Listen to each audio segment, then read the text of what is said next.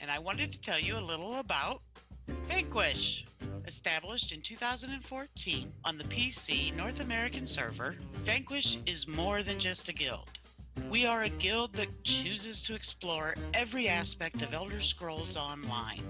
There is simply too much fun to explore. We are a family on a grand adventure. We are casually hardcore. Sure, we do trials and pledges and everything else everybody else does. So what makes us different?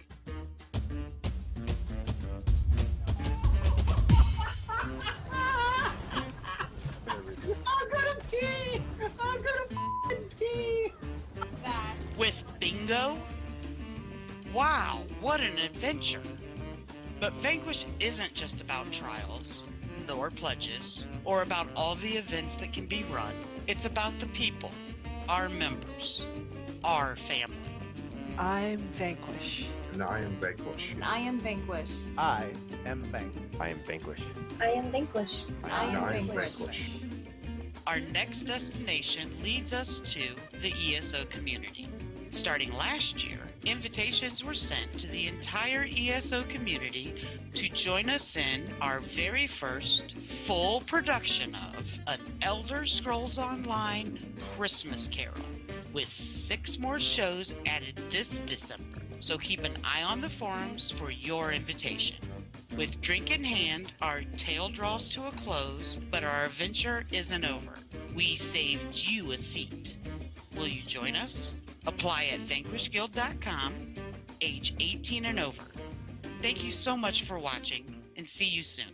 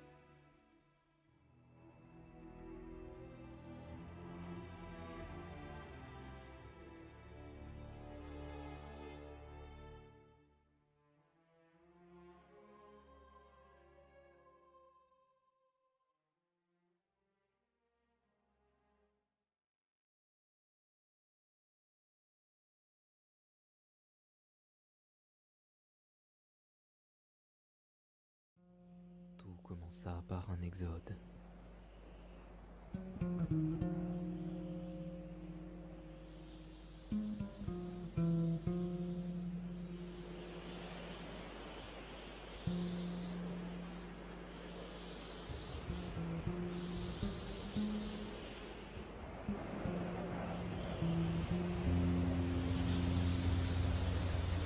Ils traversèrent monts, dunes et marées. Ensemble, ils affrontaient l'adversité.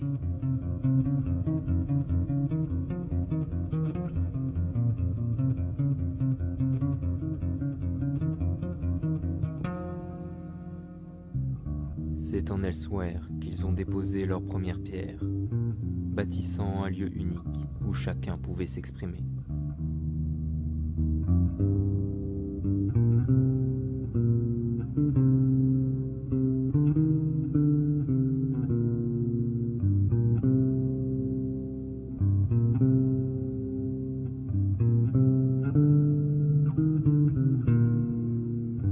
Ils continuaient à explorer tout autour, pour la justice et aider les opprimés.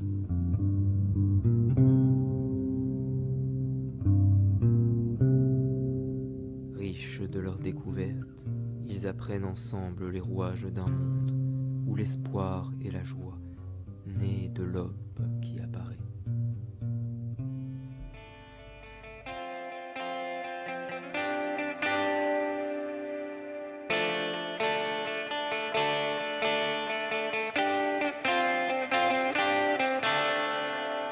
Si cette histoire vous plaît, il est peut-être temps que vous les rejoigniez.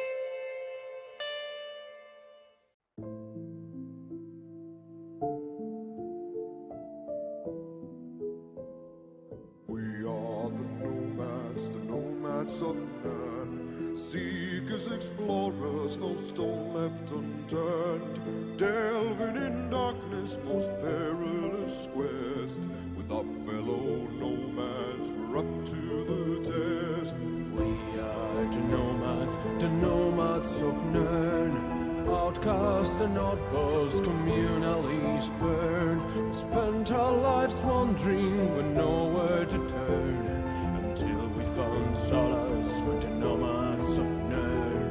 We are the nomads of none, victims of the Daedra, our homes long since burned, heartsick and broken, dreams hidden from view, embraced by the nomads, our passions renewed. We are the nomads of none, war-hardened warriors, for glory we yearn, bandits to dragons, no matter the foe,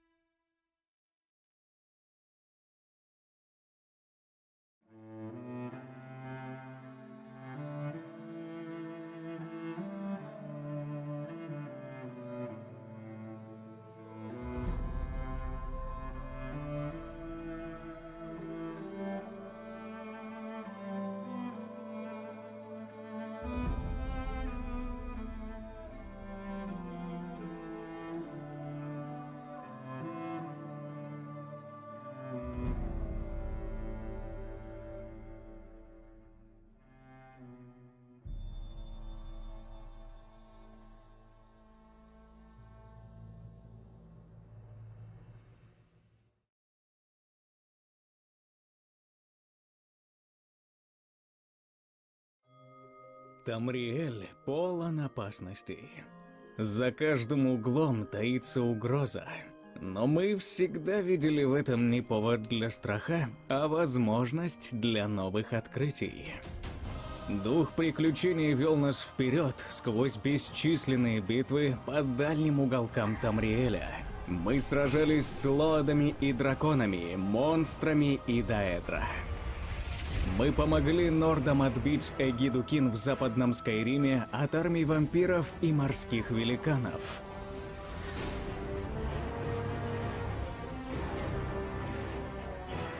Мы бесстрашно бьемся на полях сражений во славу наших альянсов, совершенствуем свои навыки и ищем себя. Все это было бы невозможно без помощи наших товарищей, которые без устали трудятся в тылу, торгуя и создавая то, без чего приключенцу не обойтись. И после полных опасностей походов нам всегда есть куда вернуться, чтобы отдохнуть и поделиться своей историей. Этот мир полон неизведанных мест и тайных троп, по которым мы будем рады отправиться вместе с вами.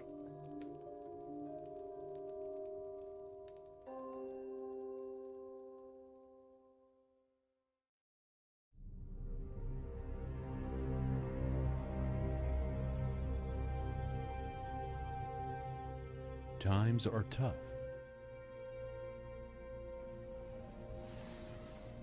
This year has knocked many of us off our feet.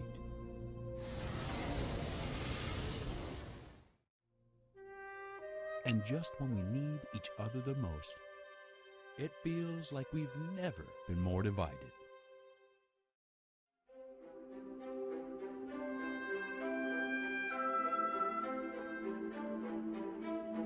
But in Tamriel, we have come together from every corner of the map and from all walks of life to make a home for all, no matter what color banner hangs from your castle walls. We push the limits of imagination.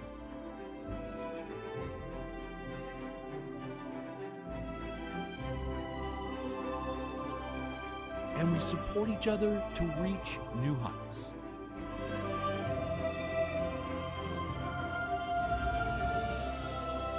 We are creators. We are allies. Friendship is our foundation. We are the Divine Design Alliance.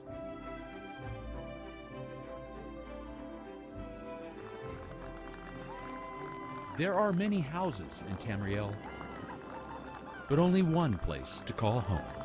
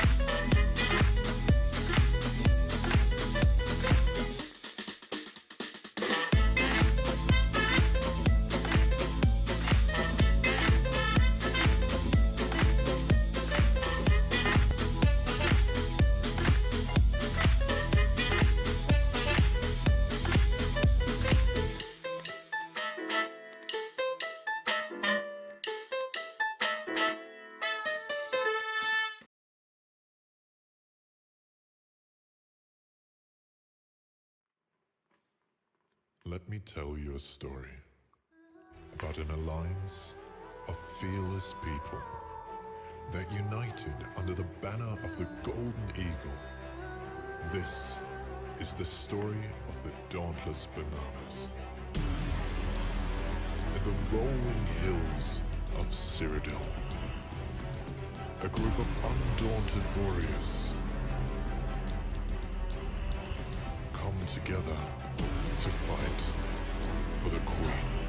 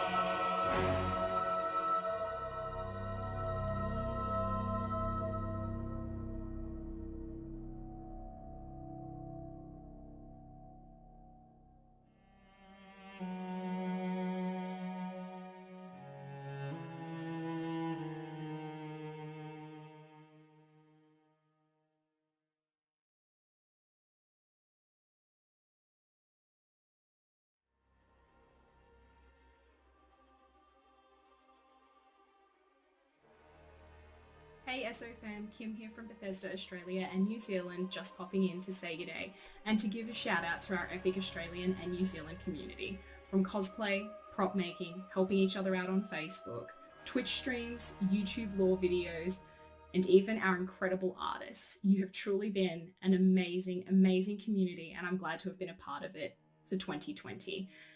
And now, looking forward to 2021, we've got some pretty awesome stuff to show you. So sit back, stick around, because it's going to be epic.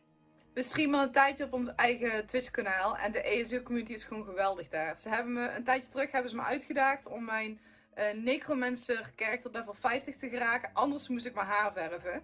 Maar diezelfde community heeft mij geholpen om binnen mumveltijd tot level 50 te krijgen. En ja, dat is gewoon een van de vele voorbeelden waarom deze community zo awesome is. Are we completely sure this is the right Oblivion gate? I'm seeing a lot of uncertain looks, a lot of shaking of heads. If this isn't the right Oblivion, we need to go cover other Oblivion gates. Are there others? I'll wait here. Everyone else go find another one. The thing I'm most excited about next year isn't just the chapter, but all of the events that we have planned out throughout the year. For me personally, that's really when the game comes alive, seeing all the players crowd around one another and showing off their cool event cosmetics that they've earned. Всем привет! Меня зовут Валерия, и я комьюнити-менеджер The Elder Scrolls Online в России. Спасибо всем тем, кто сегодня присоединился к нашей трансляции. Совсем скоро вы узнаете больше о новом приключении, которое ждет вас в этом году. Уверена, что оно подарит вам новые впечатления и позволит узнать немного нового об истории Тамриэля и его жителях. Наша комьюнити самое лучшее, самое отзывчивое и, конечно же, творческое. Спасибо вам за поддержку и до встречи в игре!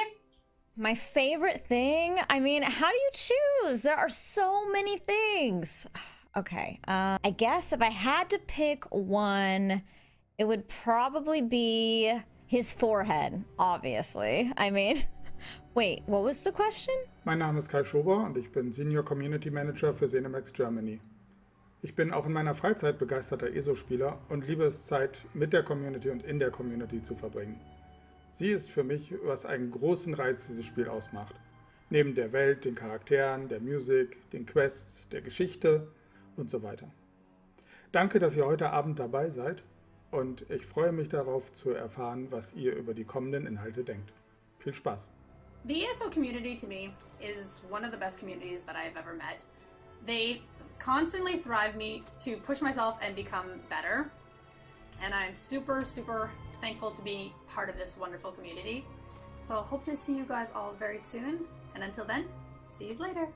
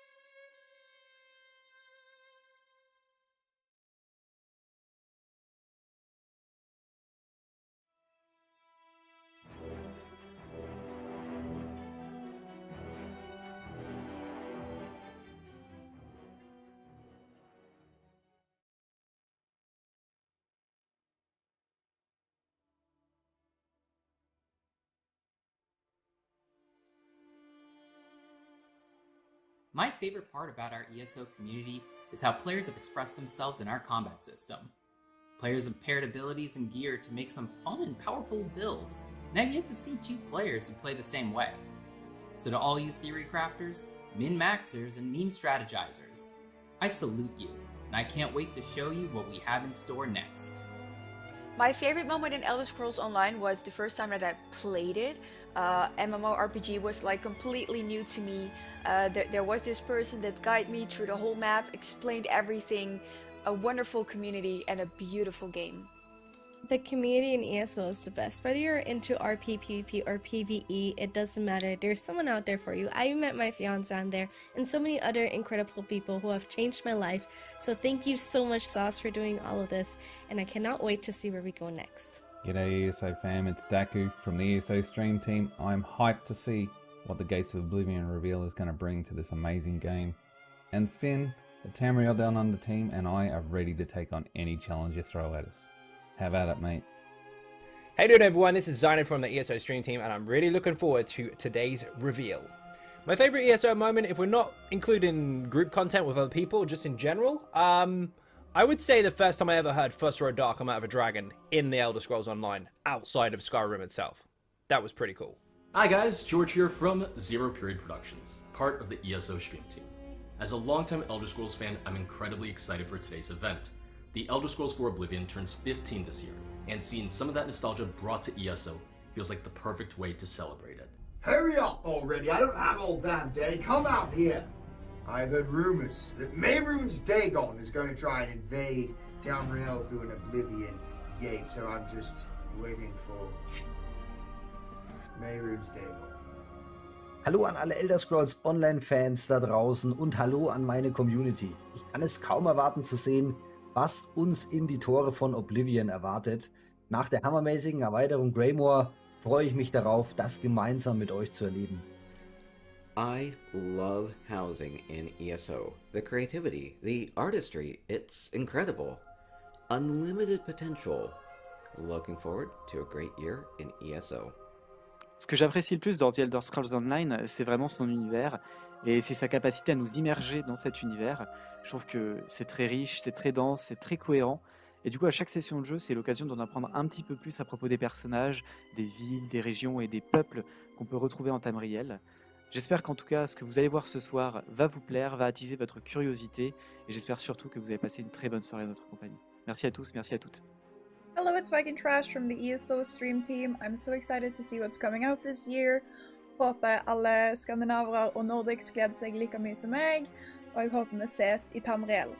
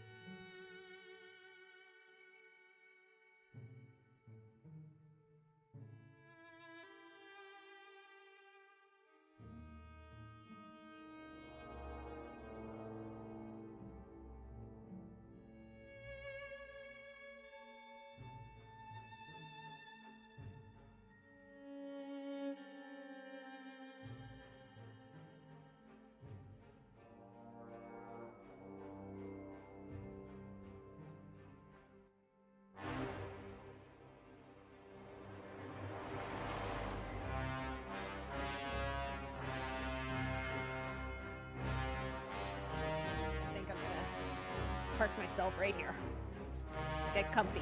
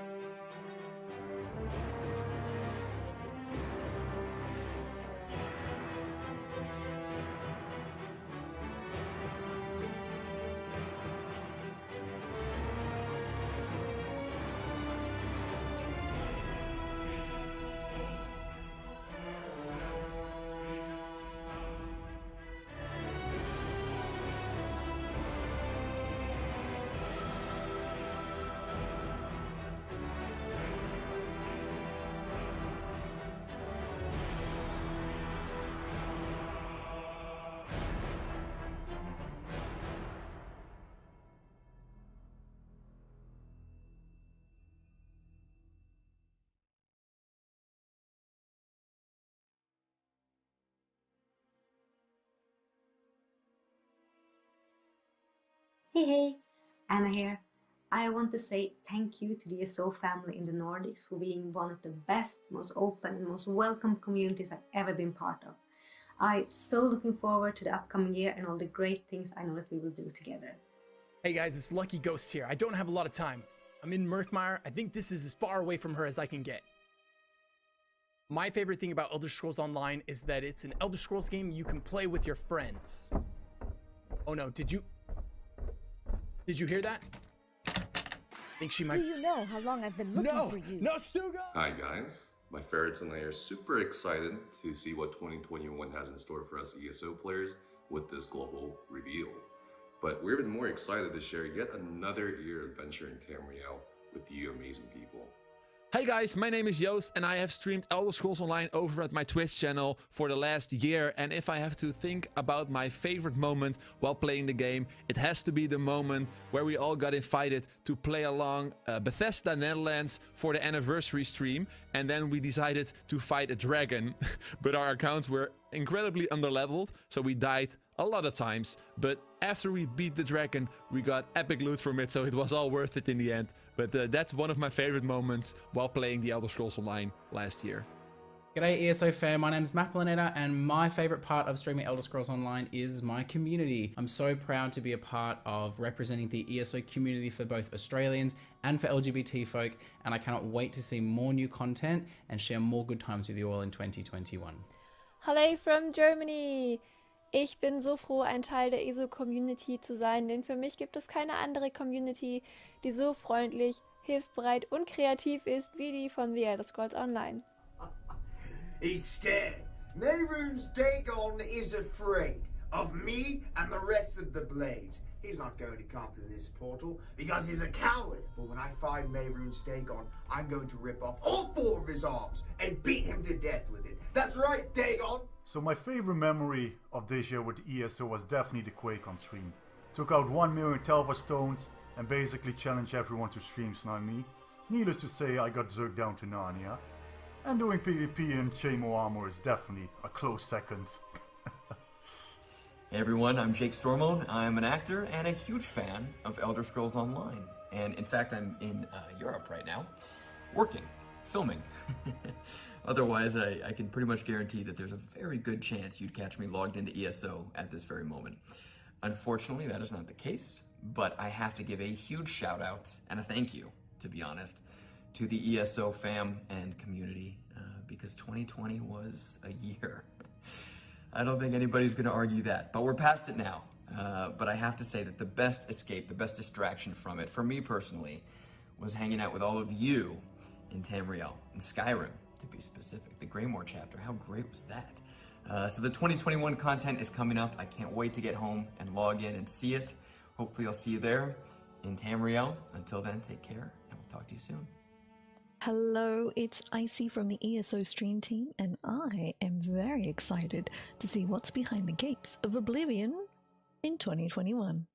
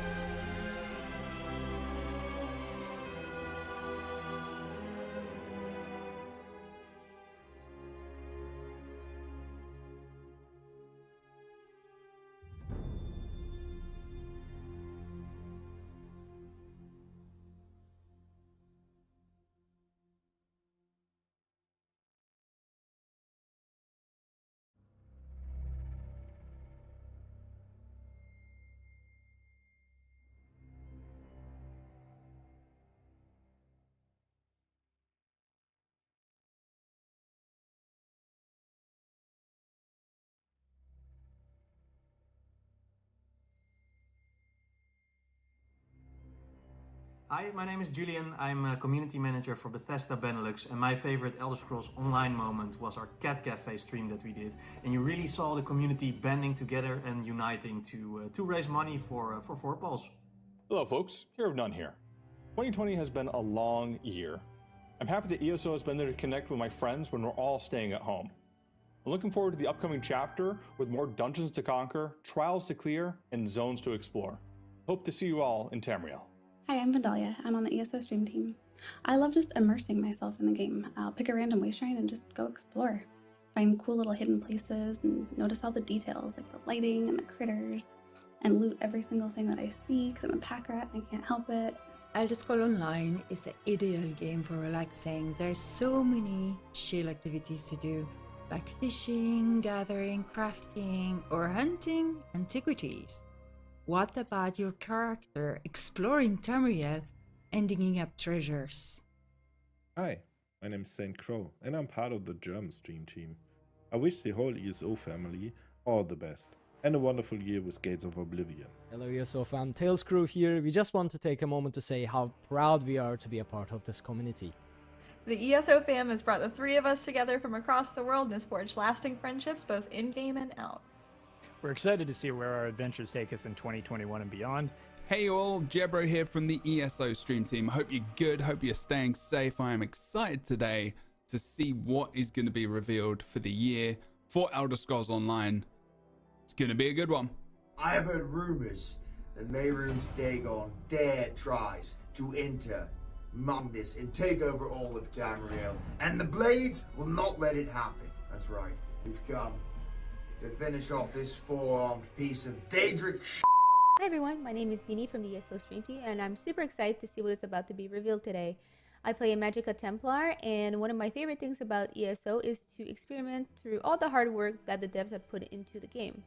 Either it's fighting a giant bone colossus at the end of an unhollowed grade, or going through a trial to fight a vampiric lord to eventually fall to your doom, ESO just knows how to bring it. Ciao a tutti, io sono Stefania e sono la community manager italiana di Bethesda.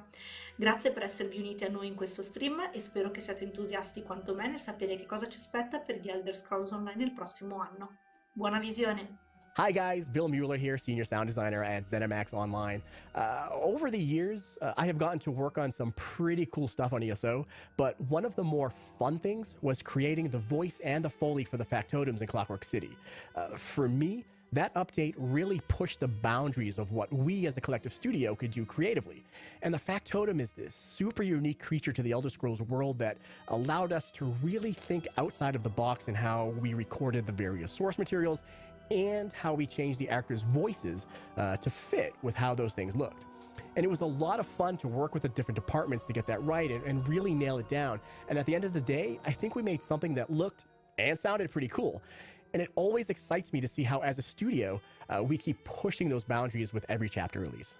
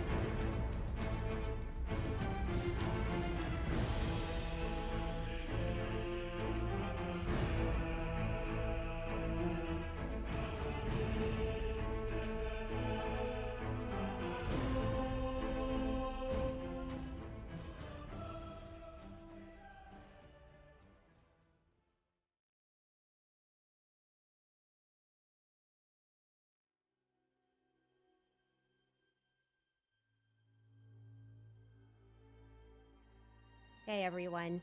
We wish we could see you in person for this year's Global Reveal event, but we've created an amazing presentation that we think you're really going to enjoy, and it'll be starting in just a few minutes. And we hope that you'll stick around afterwards for a special ESO Live, where we'll be going into everything coming in Update 29 and more.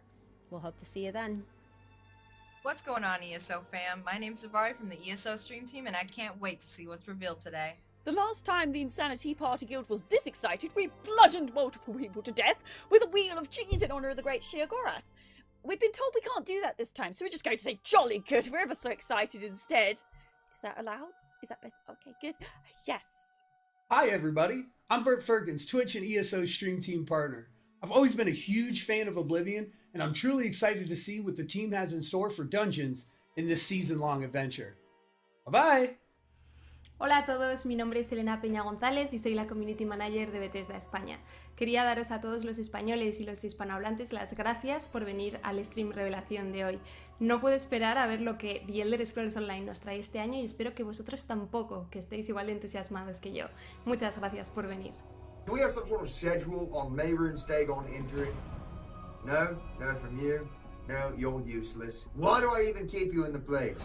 Well, how am I supposed to fight Mayrune's Dagon if we don't have an ETA on his location? Anyone? We are the Blades of Tamriel. Happy New Year, ESO fam. I want to thank you for being the best community I've ever had the pleasure of playing an online game with in over 20 years of religiously playing MMOs. You guys truly are the most helpful, supportive, and friendly group of nerds, and I, for one, am grateful for it. While circumstances don't allow for us to get together in Las Vegas this year or any place like that, at least we do have the opportunity to find out what's happening next in the gates of Oblivion. And I, for one, am here to find out how Sleeps on Bridges helps us against the dastardly deeds of Daddy Dagon. In any event, I love you, ESO fam, and here's to a better, brighter 2021. Hello from Germany. Ich freue mich am meisten auf 2021 wegen der unglaublich tollen Community, die The Elder Scrolls Online zu bieten hat. Dem kann wirklich kein anderes MMO das Wasser reichen. Liebe Grüße an meine Gilde, die Marsianer. Hi ESO fam, it's Thierry from the ESO stream team. I love ESO for its immersive quest lines, endless room for creativity and housing, and amazing community. Be excellent to each other, and I'll see you in Tamriel. Cześć, z tej strony Lecho. Razem z Serkadwellem pozdrawiam wszystkich polskich fanów The Elder Scrolls Online, którzy nas dziś oglądają. Dzięki za to, że jesteście tak szczerą, otwartą i zaangażowaną społecznością. I wiem, że dla wielu z Was ESO to nie tylko ciągle rozwijająca się przygoda, ale i kopalnia sentymentów. Dlatego mam nadzieję, że to, o czym przez ostatnie tygodnie na pewno rozmawialiście, a co Wam dziś wreszcie pokażemy, trafi w jedno i w drugie. Miłego oglądania.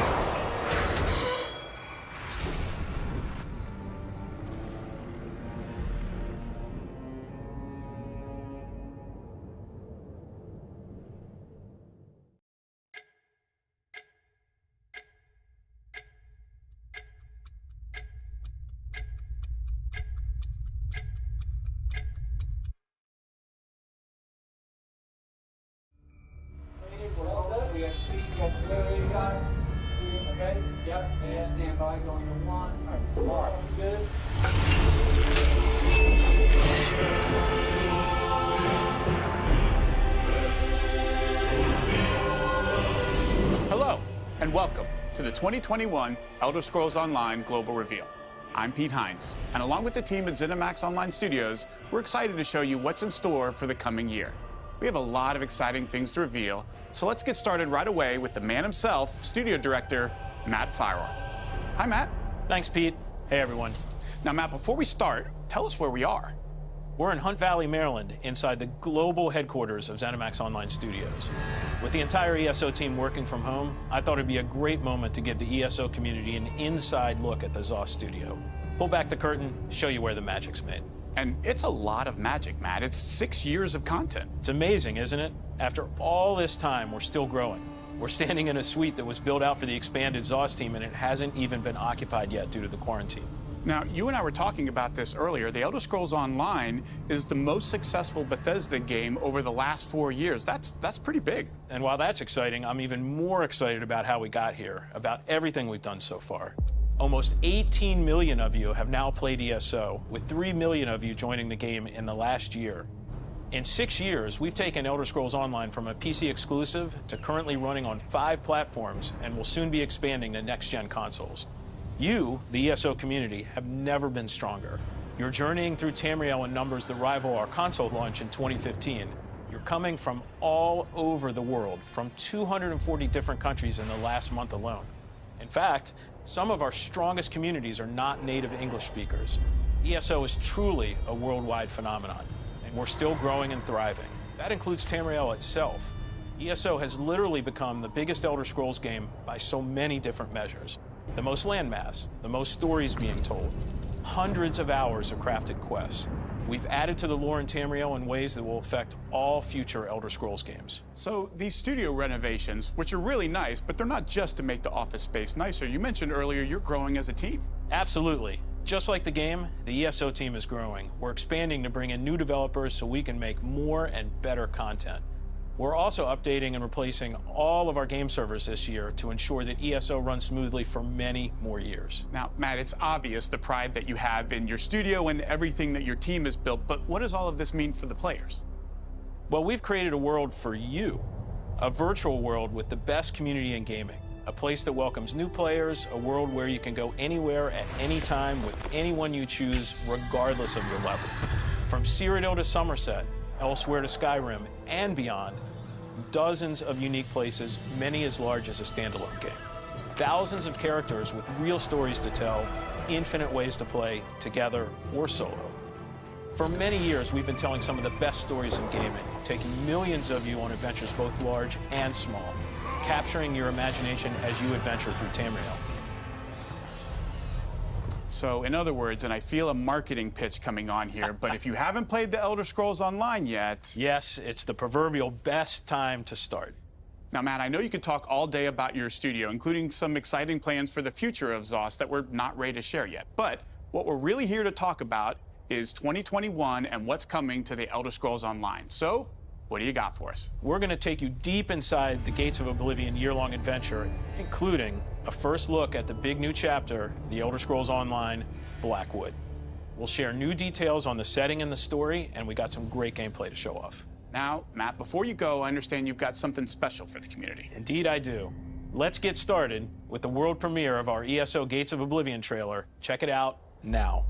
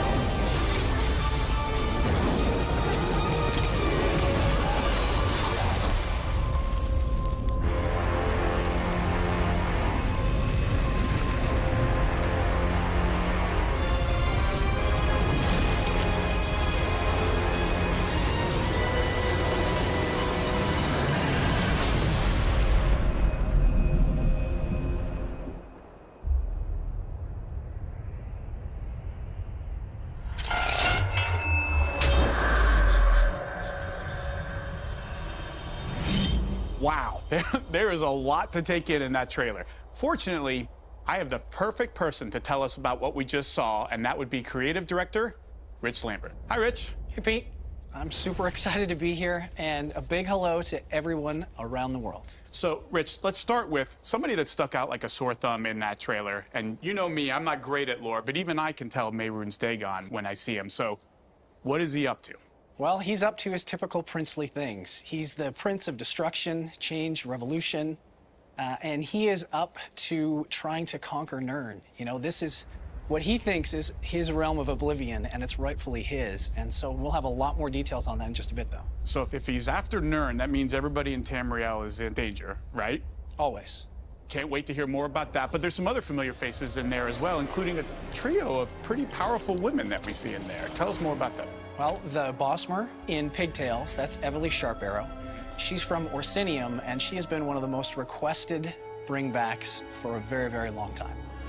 There's Lyrinth, who is a Dromora, and she was from the base game and Imperial City. And then we have a character who I will call the Imperial, and she represents the player, or the player's journey throughout the entire storyline. But we're not just seeing familiar faces, we're also seeing a really iconic location. And it's pretty clear from the name of our year-long adventure, we're headed back to Oblivion, the setting for the Elder Scrolls 4. But we don't start the journey in the Deadlands, so where are players going to visit first? You're going to spend a lot of time in the Blackwood area, and this area reaches from the southern portion of Cyrodiil all the way east to Shadowfen.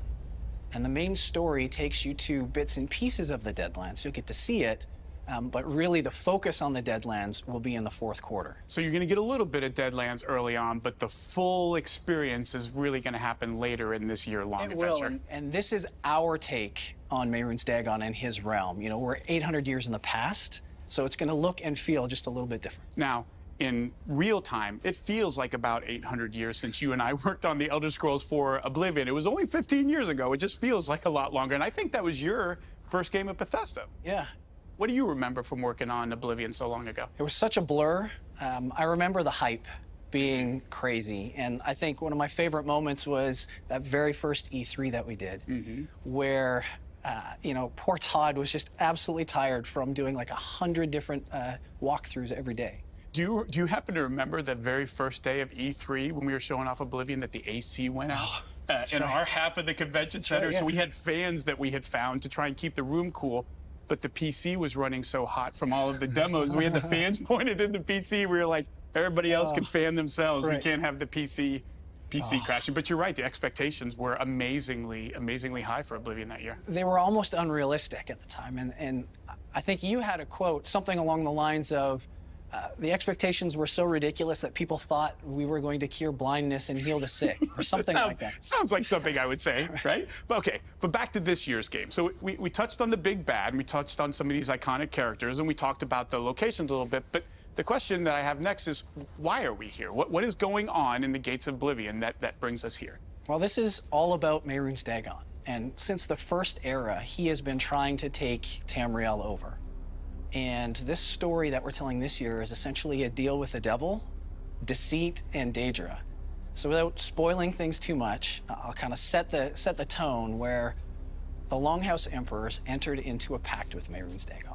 And they wanted to rule all of Tamriel in his image. And so he decided that he would create 4 ambitions, or weapons of mass destruction, to give them that power. And of course, things go wrong, and it's up to the player to discover what this plan is, what the ambitions are, and neutralize them to save the world. I just want to say that I can't believe a deal with Mehrunes Dagon went sideways. Like that is this a first in Elder Scrolls history? No. Okay, so I know many of you out there are big fans of the storytelling in ESO, and so we want to take a minute to hear from our lore master to find out more about Blackwood and the story of the Gates of Oblivion adventure.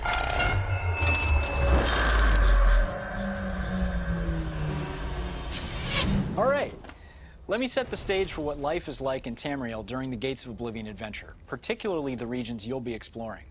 For you Oblivion fans, we're about 800 years in the past. Prior to the events of Test 4, a wise emperor named Uriel Septim VII ruled the empire in a golden age of power and prosperity. Until he got stabbed by Dagon cultists. Cultists, right? They're the worst. But that's another story. During the age of the Elder Scrolls Online, things are a little rougher around the edges. Petty kings and grand alliances have been fighting over Cyrodiil for years during a period called the Interregnum. It's total pandemonium, and no one sits on the Ruby Throne. Blackwood, the region you'll be visiting, is in southern Cyrodiil, straddling the Great Niben River and stretching east into the Argonian homeland of Black Marsh. It's a tough place to live. You got swampy roads, spooky alien ruins, giant man-eating frogs, the whole deal. Even so, its location at the mouth of the Topal Bay make it strategically important. So you got a mishmash of different cultures all living eyeball to eyeball here. Argonians, Imperials, and even Khajiit from elsewhere cobble out a messy peace as best they can while wars rage all around. Here's a few of the factions you'll run into during your quests. First, there are the defenders of Leyawiin, the Ivory Brigade.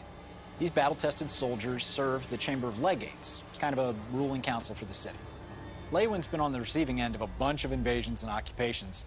The Ivory Brigade has no intention of letting that ever happen again. Then we have the Blackfin Legion, an army of Argonians loyal to Keshu, a big-time veteran of the Alliance War and an important figure in Argonian society. They're based in Gideon and protect Argonian interests in the region. We also have one of my favorite factions, the Zul'Zan. They're a deranged tribe of Argonians who worship Mehrunes Dagon as the true egg-child of Sithis. You know I love my Argonians. Combine them with one of my all-time favorite princes, Mehrunes Dagon, and you got a stew going. I'm super excited for everyone to dive into this year's story. You're gonna dig it for sure.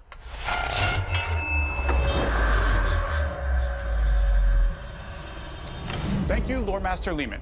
Before I get back to my conversation with Rich, let's talk about how you can get started on your Gates of Oblivion adventure. This year's chapter, Blackwood, is available for pre-purchase right now. Head to ElderScrollsOnline.com or your favorite online retailer and pick it up. Everyone who pre-purchases will immediately receive an in-game mount, and trust me, you don't want to miss out on this year's. We've got a new mount type this year. Get ready to travel across Tamriel on a Welwa. And anyone who pre-purchases before March will immediately receive a new and exclusive in-game pet. We have a few different ways to pre-purchase, catering to both new and longtime vets. Plus, a bunch of exclusive in-game items you'll get when the Blackwood chapter launches later this year, including an outfit style, crown crate, and more. And with the digital collector's edition upgrade, you can get even more awesome in-game exclusives. We've got all the info you need on our website, so be sure to check it out and get your exclusive mount and pet today.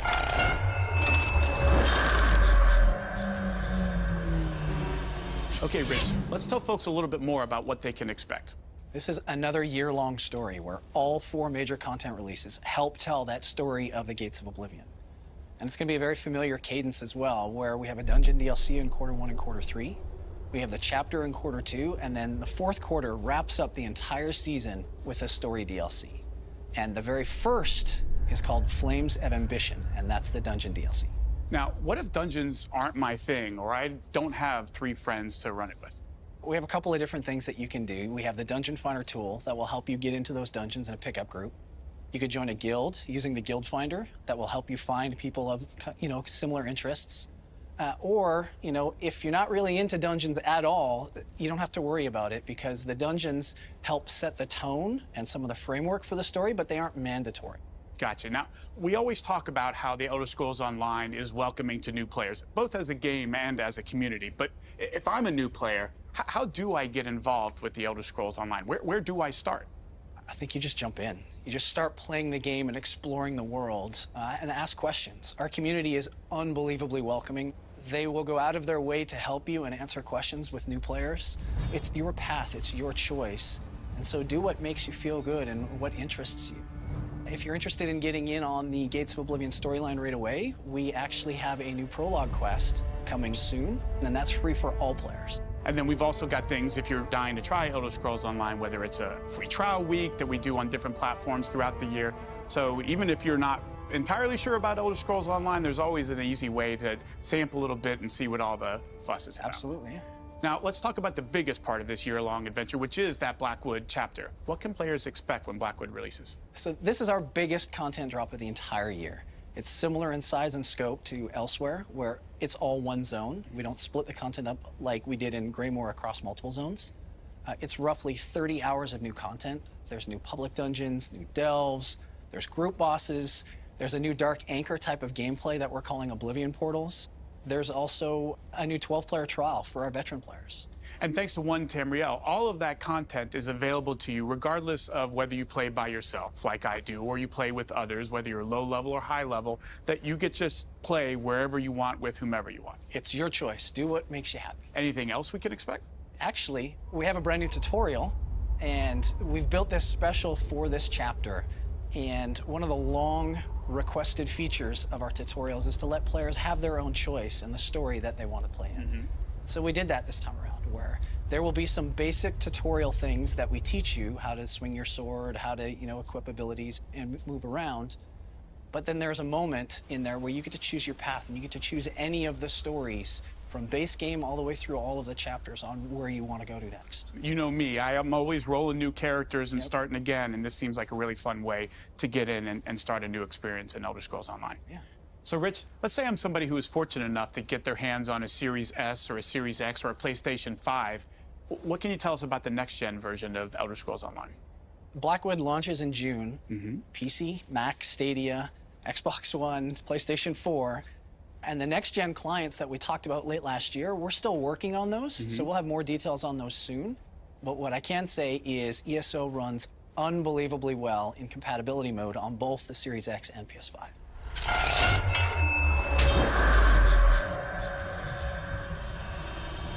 Okay, Rich, so we've talked about the story. Yep. We talked about some of the key characters. We talked a little bit about the location, but I want to explore more here. Tell us more about what players can expect, the sites, what they're going to see when they explore throughout the Gates of Oblivion adventure. So like Greymoor, you're going to see both familiar and unfamiliar places. We're 800 years in the past. So the familiar locations are really on the western portion of the zone, that Topol Bay area, and that contains the city of Leowyn, which you got to explore a lot of in Oblivion. It's going to feel very familiar, but slightly different. As you progress east throughout the zone, as you get closer to Shadowfen, there's more bogs, more swamps, and this is where it starts to be our kind of own thing. And we're going to take you to Gideon, which hasn't been seen since 1994 in Arena. Now, we got to know the Khajiit in the Elsewhere chapter. Now we're heading to the home of the Argonians. So what can you tell us about what we should expect? So this is not the first time that we've explored Argonian culture. We did some of that in the Murkmire DLC. Blackwood, though, is going to feel very different. This is more of a melting pot, and Murkmire was extremely isolated. So there's this really cool contrast, of clashing cultures, Argonian meets Imperial. That is two clashing cultures, if you were going to pick two. There's another area I think players are going to be really excited to explore, and that's, of course, the infamous Deadlands. What can you tell us about this unique area of Blackwood? Deadlands in the Blackwood chapter is going to feel very familiar. It's that iconic fire and brimstone, jagged edge environment that you got to see and explore in Oblivion. You're going to get to explore instances or pockets of it as you progress throughout the main story. So kind of like Clockwork City, you're transported there, you go and you kind of do your thing. But really, the exploration of the Deadlands doesn't happen until the fourth quarter DLC, and then you're going to spend all your time there. Now let's take a closer look at 3 biomes from Blackwood with art director CJ Greb.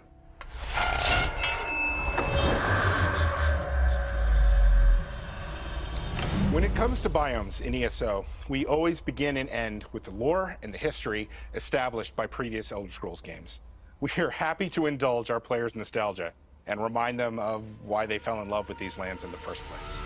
With the year-long adventure being loosely based on Test 4, we embrace the opportunity to go back into Test history and explore a land that we haven't had a chance to visit in 15-ish years. Test 4 is, in my opinion, the epitome of classic fantasy, and we knew this had to be injected into the art going into Blackwood and the Gates of Oblivion adventure. There are 3 big regions in Blackwood, each one's distinct, and we can't wait for players to start immersing themselves into it. First is the Niben Forest. We're talking rolling hills, lowland swamps. Players should recognize in those hills the distinctive landscapes of Cyrodiil, which of course lays directly to the north. This is the region where Leowyn is located. Our artists had a lot of fun going back, adapting those classic Tudor styles in the buildings of the original Leowyn and bringing them into the ESO style. The distinctive colors, the stylings of the buildings, it's all there. Players will also find adventure in Blackwood Bog. This is where you'll find Gideon and Rockguard. This is a wet, open area. We were very excited to come back and fully realize this city, which Elder Scrolls players haven't seen since Arena. Gideon allowed us to explore the interesting cultural mashup of the Imperials and the Argonians as we get closer to Blackwood's shared borders with the Argonian lands in Blackmarsh. The surrounding bog is visually shaping up to be one of my favorite locations in Blackwood. Anyone who's ever been lucky enough to see a genuine castle ruins in Europe or the UK should recognize these areas instantly. They call back to a deeper history of before time, which is always at the center of everything we're doing when we're creating an Elder Scrolls biome. And then we have something completely different. Players will get a kick out of Gloomire, home of the Rock Grove. In Rock Grove, it was a lot of fun to explore this tribe of Argonian Daedra worshippers. It resulted in one of my favorite new motifs in the chapter. The integration of distinctly Argonian decorative elements we're so used to seeing in their architecture and their armor had to be melded with that specific edged, knife-like shapes we know from Daedric armor. And pulling them together was a challenge, but ultimately looked to my eyes like something we perfectly balanced in terms of both ideas. Last but not least, we got to talk Deadlands, right? Creating a new Daedric architecture and motifs specifically for the realm of Oblivion has been really amazing. This is one area where simply copying past Elder Scrolls games was not going to be sufficient for us. There's a lot of ground to cover with Daedra when it comes to the militaristic, stratified aspects of their culture. And although we don't get to see all of it in Blackwood, rest assured, we had to think about it for the future. Our take on the Deadlands is only the tip of the iceberg, or should that be volcano? Never mind. We'll give the players a small taste of it in Blackwood, with more to come.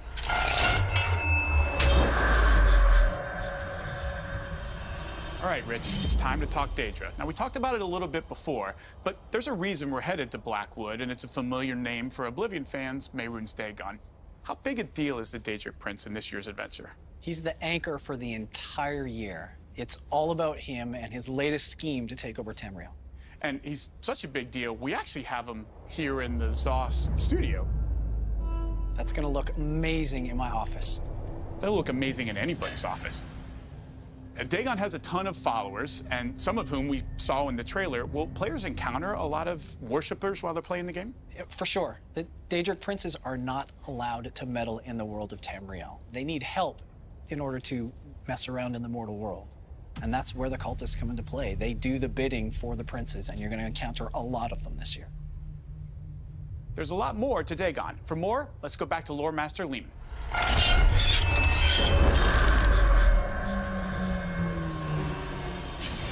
I don't make any secret of the fact that Mehrunes Dagon is one of my all-time favorite Daedric princes.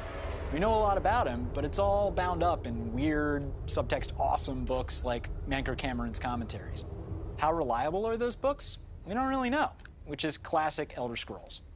Reading Dagon's book, Mysterium Xarxes, makes people write a lot of weird stuff.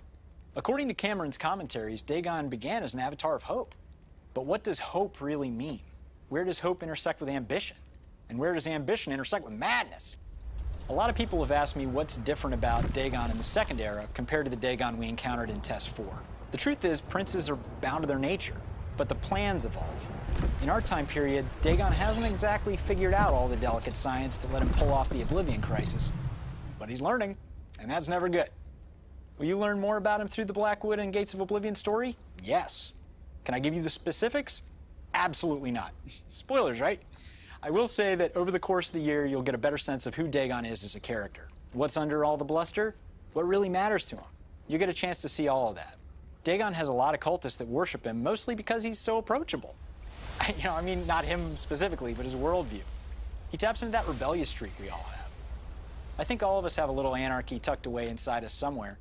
Dagon personifies that. He's the god of flipping tables. There's something cathartic about that whole way of looking at things. We love stability, but if you're ever walking down the beach and you feel that drive to kick over a sandcastle and just kind of see what the ocean makes of it, that's Dagon. Players will see and hear a lot from the Prince of Destruction and Revolution in this year's content. It's going to be nuts. Hope you all are ready.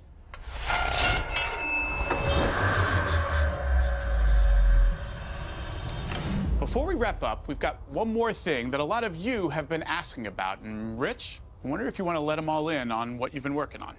I'm very excited to announce that we'll be introducing companions later this year.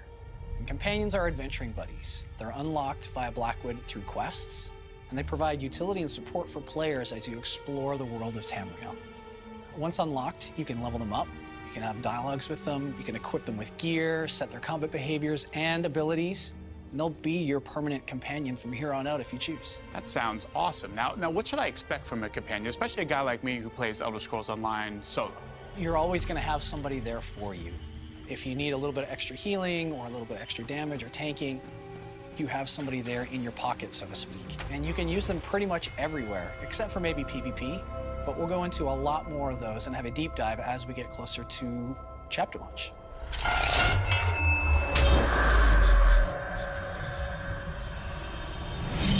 And that's a wrap. Thanks to Rich, Lehman, and CJ for sharing so many exciting details about Gates of Oblivion. And a big thank you to Matt Farrower, who invited us into his home away from home. But most of all, thanks to all of you for tuning in. Remember, Blackwood is available for pre-purchase right now. Head to ElderScrollsOnline.com for all the details. And now, I'll turn it over to Gina and Jess for a special ESO Live. Thanks, and take care.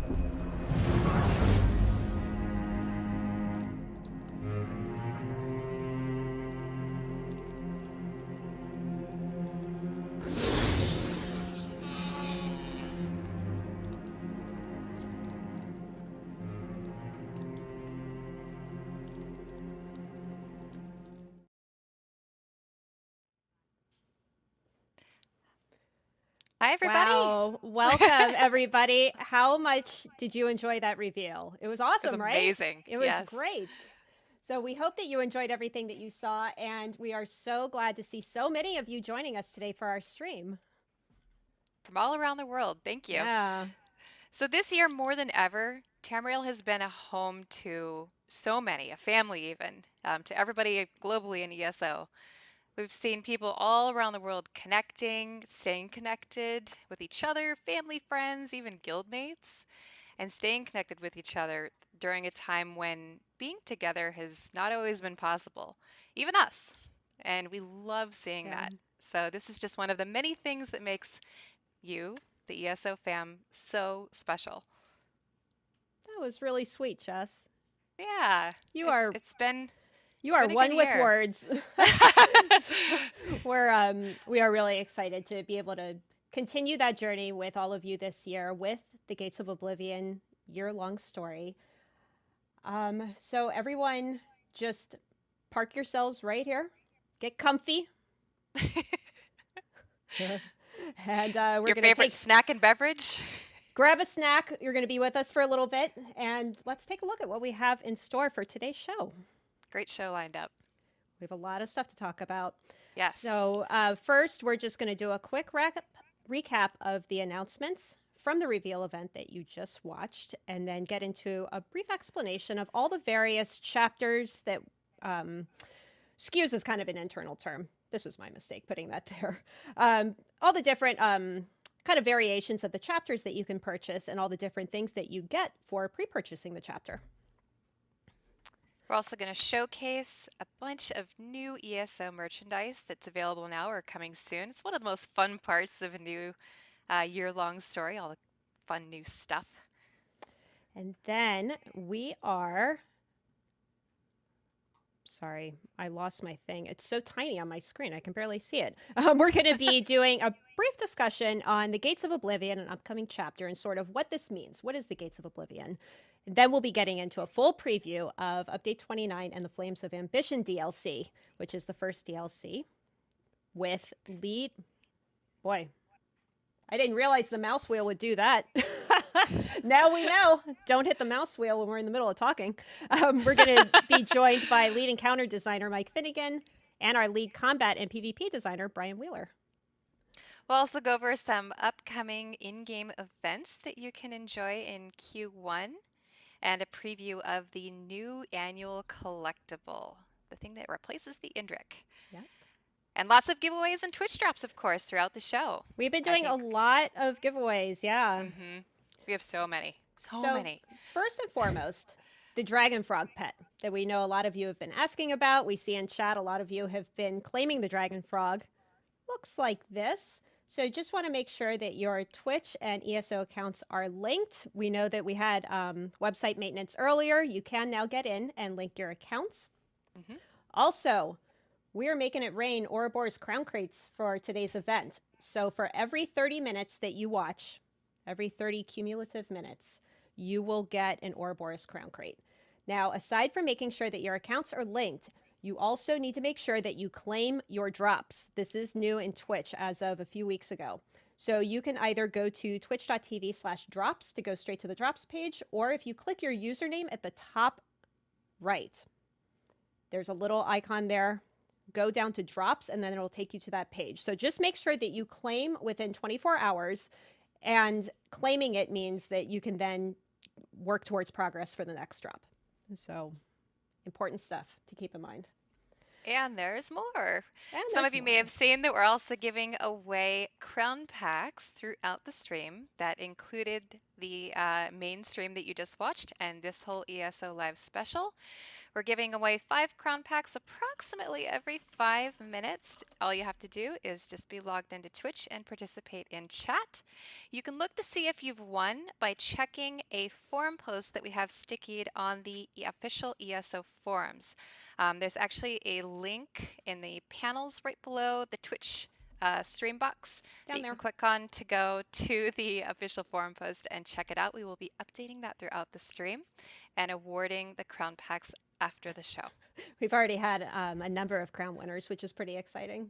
Awesome. Yeah. Free crowns, making it rain crowns. And we also have a physical merchandise giveaway that we will be running. And we're going to take a look at some of those items now. So these are some of the brand new items that we'll be going into a little bit more detail during the show that are brand new for the Blackwood and Gates of Oblivion year-long story, Blackwood chapter. So there's the statue that you saw during the earlier stream. There's there's an Ambitions puzzle, a Dwarven constellation cube, a brand new t-shirt, a lithograph, and an Ambitions token. So we'll take a closer look at those later. But we actually wanted to announce our very first winner for this whole bundle. You get everything right now. Yep. So who is it? Drum It roll. is I Am Tall. I Am Tall. Congratulations. So we will be in touch to get your contact information, and these items will be shipping out around the June-July timeframe. Yeah, a little bit closer to summertime. Congratulations. I Am Tall. I do want to mention, we saw a few of you in chat saying that you can't access the website if you're either trying to pre-purchase or if you're trying to link your accounts. We are aware, we are working on it, so just hang tight and I promise it will come back. And as far as the crown giveaways that Jess mentioned, I saw a few people asking, how do I know if I've won? We do have a forum thread on the forums, forums.elderscrollsonline.com. You don't need to log in. Just go there. There is a sticky post at the top. And you can also click on the Twitch panel that is below, down there. It should say Crown Pack giveaway. So if you click that, it'll take you to the forum thread so you can see if you've won. Yep, and that will be updated approximately every 5 minutes. We are doing this manually, not us, but we have a very kind soul who's helping us. Thank you, Julie. And she'll be updating the forum thread roughly every 5 minutes with the winners. So next up, we want to take a trip back in memory lane, back to last January. Feels when like we were in Las Vegas.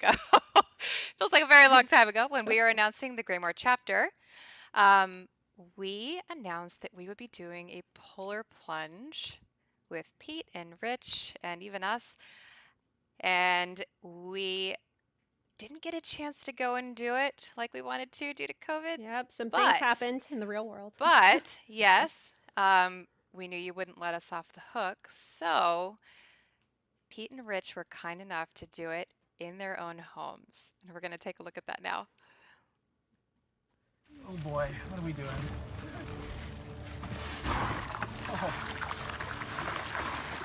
Oh. What are we doing? All right, Elder Scrolls Online community, you held up your end, so Rich and I are gonna hold up ours and take the icy plunge. Here we go. Oh. I don't want to do this. 3, 2, 1.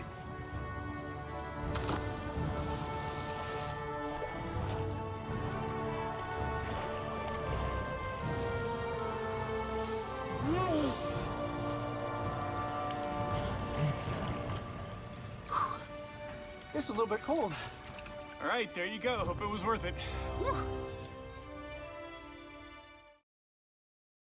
Aren't they good sports? Oh, I love that. So glad we didn't have to do that. I mean, I was really kind of a little nervous. So sorry, Rich and Pete, but thanks for entertaining us with that. That was amazing. Thank you both. Such good sports. All right, we are going to do a really quick recap of everything that Pete, Rich, Matt, Liam, and CJ announced. Gates of Oblivion, obviously our year-long adventure this year. We can't wait for everybody to dive in. So first, we have Flames of Ambition. This is our first DLC for the Gates of Oblivion. It is the dungeon pack coming in Q1 of this year. It includes 2 4-player dungeons. So we have Black Drake Villa and the Cauldron. And we're actually going to be showing you a preview of these dungeons a little bit later in the show. So you want to be sure and stick around if you want to see those. We also have, of course, the new chapter Blackwood that you all are talking about. We loved seeing your enthusiasm in chat during the stream and on our social channels. So this includes the bustling port city of Leeuwin from Test 4. Haven't been seen since then. We have a shot here overlooking the city. Oh, and now we're looking at one on the inside of the city. And Gideon a town that hasn't been seen since Arena, plus pockets of the Deadlands. The chapter is also about the same size as elsewhere, so you can expect lots of areas to explore, meet new characters, do quests, and team up with your friends to do group content. And of course, the big baddie that we saw in the teaser trailer and tonight, Mehrunes Dagon. Daddy Dagon. In all his glory. Oh, look at... We're not going to start thirsting over Dagon here. Look at the abs. It's not going to happen. It's going to happen. Gonna wash some dirty clothes on those abs later. Moving on. The companion system. Now, this is something that I think Rich was able to announce during the reveal earlier. We're very excited about this. Think of these as like your adventuring buddies as you go through Tamriel. You're going to be able to unlock these doing quests in Blackwood. You can level them up. You can assign combat roles, skills, equip new gear. They're there with you when you're doing a lot of this content.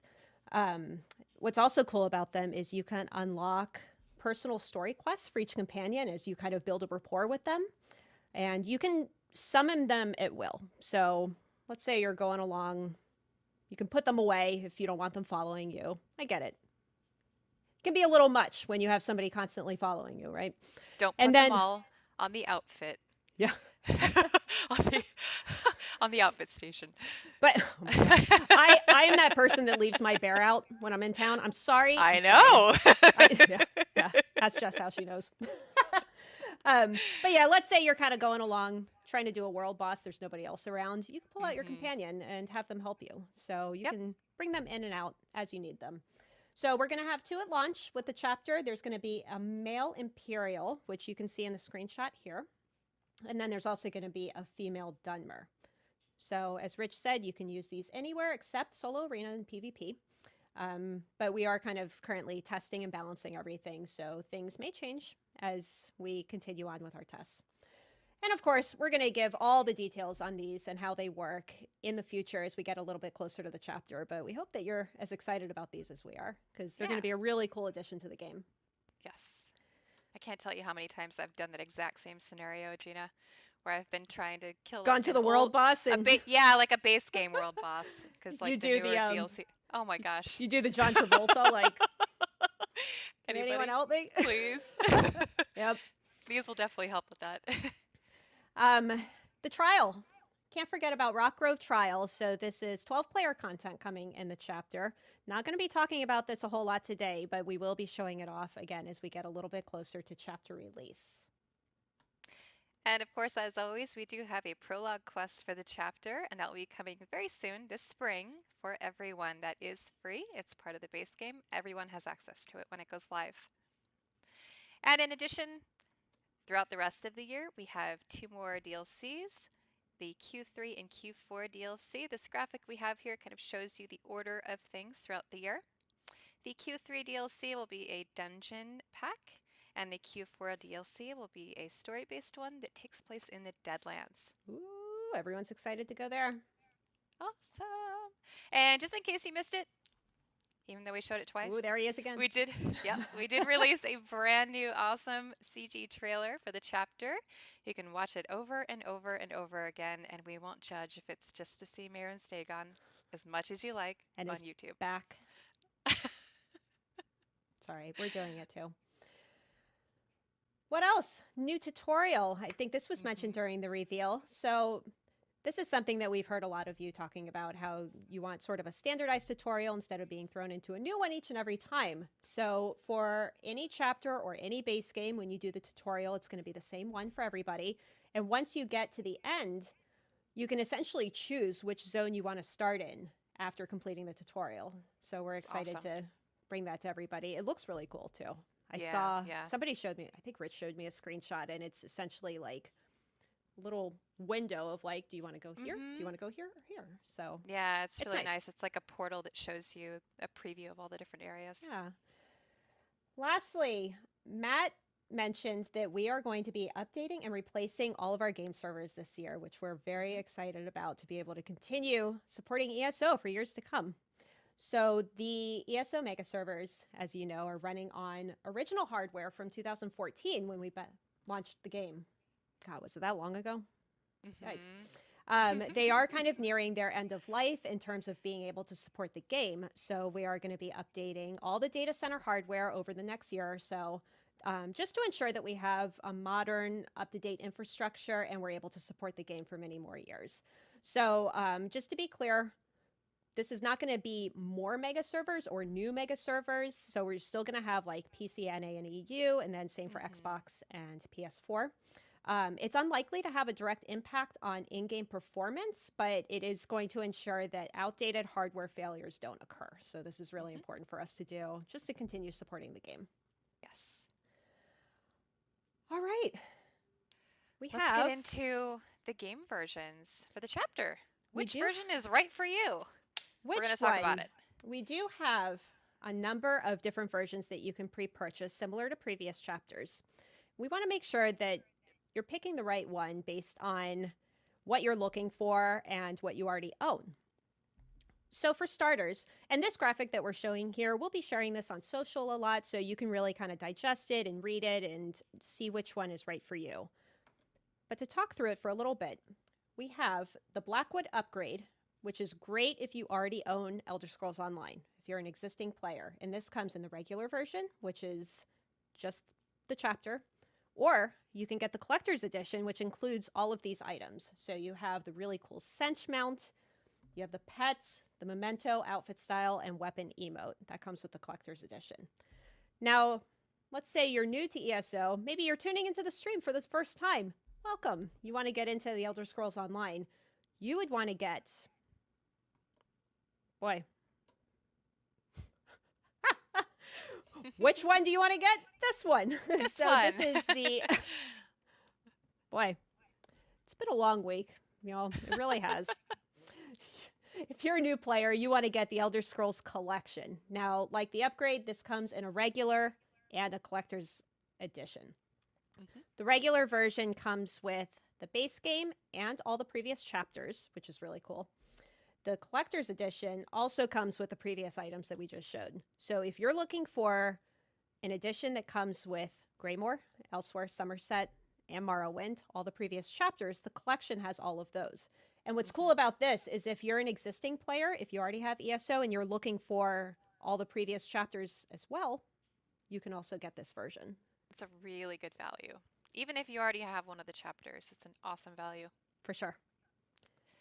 So we have pre-purchase incentives, yes, like we always do every year. So if you pre-purchase the chapter, you get some goodies. You get some of them immediately, and you get some of them at launch.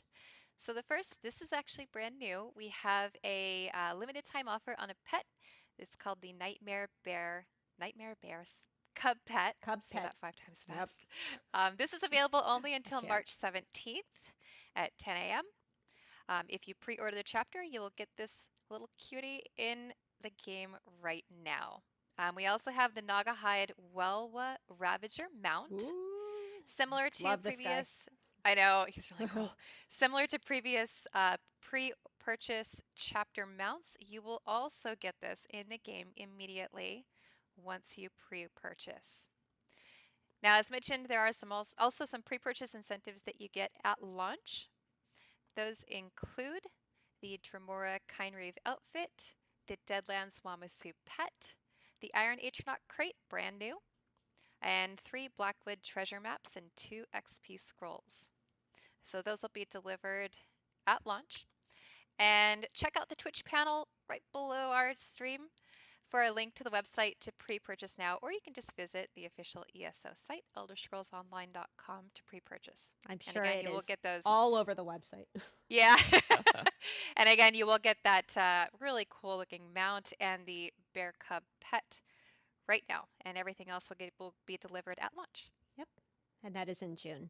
Saw people asking about ESO Plus. Now, similar to previous years, if you're an ESO Plus subscriber, then you get the 3 DLCs included in the membership. So you'll get Flames of Ambition and then the same DLC that is released in Q3 and Q4. The chapter you do need to pre-purchase or purchase after it's already been released in June. let's talk merch. We have a lot of ESO merchandise. Just There's like, so much fun stuff. you know, what we're wearing. We're all decked out in merch here. So we want to go through everything that just went up today. A lot of things just went live for you to either purchase or pre-purchase about an hour ago when the stream started. So just to kind of show everything off. First, we have these beautiful t-shirts. I'm going to have to do one of these. You gotta kind of do a, there we are. So these are available on the Bethesda Gear store. Nice thick material too. It is nice. We even have this handsome fellow modeling a shirt a little bit better than Jess and I can since we're sitting. Yes. Now, we also announced a really cool item today from our friends over at Noble Chairs. We're really excited to reveal on the stream our new Elder Scrolls Online Nobles chair. This is not available to purchase yet, but we did at least want to show it off. We were lucky enough to get kind of a first model here. So it's this, right? Do you want to show the, I the back of it? Yeah, you've so got a little bit better lighting than me. These chairs are gorgeous. Like, this is honestly the nicest chair I've ever owned. It's got these really nice details on the back that are, so the gray is a fabric. I don't know how to describe it. It's like a wool felt or a wool. And then it's got embroidery on the back there with metallic gold thread. I'm pointing at the screen like you guys can see me. Yeah, all the threading is this really nice gold thread embroidery, including on the back there, the Ouroboros. The gold accents are kind of metallic color. It's really, really nice. It's a very pretty chair. Hold on, I need my and I gotta heated tell you, blanket back. like, yeah, I gotta tell you, the back support is incredible. I'm not slouching quite as much anymore. Yeah, and it's got, you know, the adjustable backrest. So if you want it to go a little bit further back, you can. If you like it really straight, Jess has really good posture, so she likes her chair straight. I like to slouch a little more. Yeah, I like it to kind of give me all that back support. Also, I found this chair really easy to put together. I've had to really wrestle with computer chairs in the past, especially putting together like the top and the bottom seat parts, the cushions, and this was super easy to put together. So really nice chair. Noble Chairs is actually running a giveaway right now. You can try and win. Yes, chat, it is comfy. That is literally what I was talking about earlier during the pre-show when boy, everyone settling down and getting comfy. Yep, planting myself right here and getting comfy in this chair. It was this one. So yeah, if you head to is it the Noble Chairs Twitter account? Is that where they're doing their giveaway? Yeah, I think they have a website that you can enter, but you can go to their Twitter account and find that post. And if you want to be, may have also retweeted it. I think you're right. I saw it. If you want to be notified when you can pre-order these chairs, if you just go to noblechairs.com/ESO, they have a form there, and you'll be notified as soon as these are available for pre-order. So we were lucky enough to get a couple for the stream today. Thank you, Noble Chairs. Thank you so much. They're so nice. They do ship internationally. I see some people asking. So this is not just a North America thing. I think they're actually based in Europe. So they are. Yeah. It'll work out. Next, we have that statue that comes in the really cool bundle. So I actually have a statue here that we can show. So this is the Mehrunes Dagon. I'm going to try not to drop it. Boy, wouldn't that be awkward? It's heavy. It's very heavy. It's got a really good heft to it. So here he is. So you can kind of see, you know, the general size of the statue, and it is extremely heavy. It has some weight to it. So there we go. I'll try and get. He looks so angry. I mean, wouldn't the you be expression's angry? really good. Wouldn't you be if, you know, everyone was coming to attack you? And the back is just as detailed, which is really nice. And you can see here all of the items that come in this bundle. So not only do you get the statue, you also get an Ambitions token. It's showing the front and the back there. And a Mehrunes Dagon lithograph that you can hang in your bedroom. Yep. So whenever you pre-purchase the statue, you get all of that together. And that's not all. So we also have, we've been calling them Ambitions artifacts. I'm going to try and pick these up without ruining the puzzle because they do It is a puzzle. It is a puzzle. So the puzzle is together, and I'm not going to put it apart yet because it took forever to do this. You finally got it? It is truly a puzzle. So this is kind of what they look like in puzzle form. Mm-hmm. But all of these pieces kind of come apart. And in this screenshot, you can kind of see the middle part is what it looks like when they're together, and then the 4 individual pieces are surrounding that, which is pretty cool. And they are metal. Yep. And these are related to the chapter, and you will find out how when you play it. Yeah. So yeah, like, I'm not going to show you how to do it, but like, here's a piece, and you can see on the back, they have what looks like little places for other the little pieces where go. they go in. Mm-hmm. So no spoilers for how to solve the puzzle, but it was pretty tricky. It wasn't just a quick like, oh, just put them together and you're done. So good for I don't know, that neighbor that drops by and they're like, oh, what's this? And you're like, oh, go ahead and do it. See what it is. It's easy. Try it out. It's not easy. Next we have a dwarven constellation cube. Now this is also a prototype, but we have one here to show off. So this is about the size of it. Again, has good weight to it. You can kind of see the detail if my camera decides to focus. Bloop. And what's cool about this, underneath, it lights up. You're not going to be able to see it super well since I have this light on, but there is a light that you can turn on and off. Yep. Mm-hmm. And there's different constellations on each side, which is also pretty cool. Straight from your favorite dwarven ruins. Now we also have Oh, go ahead. I'm sorry, go ahead. I was going to say the same thing you do. We also have a couple really beautiful pieces of art, including the Blackwood lithograph. This is a brand new piece of art for the Blackwood chapter. You may have seen it in some of our other promotional pieces for this announcement. And this will be available for pre-purchase on the Bethesda store. Yep. We also have a brand new art collection coming out in collaboration with Cook and Becker. There are different sizes that you can order. These are limited quantities, and you can choose to get them either framed, like you see here, or unframed. It features a lot of the different art from ESO over the years, a lot of the DLC art. I think there's one from when we were, I want to say around launch time. So yeah, if you're a fan of, I know Lucas did a lot of these art pieces. Yes. He was on ESO Live, I don't know, back when we were still in the office at least. It's been a little while. These are really beautiful pieces, and they do ship internationally as well, I believe. And last but not least, we have a prize pack, actually a few prize packs from Alienware. Alienware was gracious enough to give us some items to give away in prize packs. Here are some of them you see here. And you can go to the official ESO Twitter account, Tessa Online, and enter for this giveaway. This is also an international giveaway. It's like Oprah right now. We're just giving away so much stuff All today the in celebration. There is a lot of stuff. But there's so one more thing. Thank you, Alienware. Oh, you know what? Actually, I think Finn.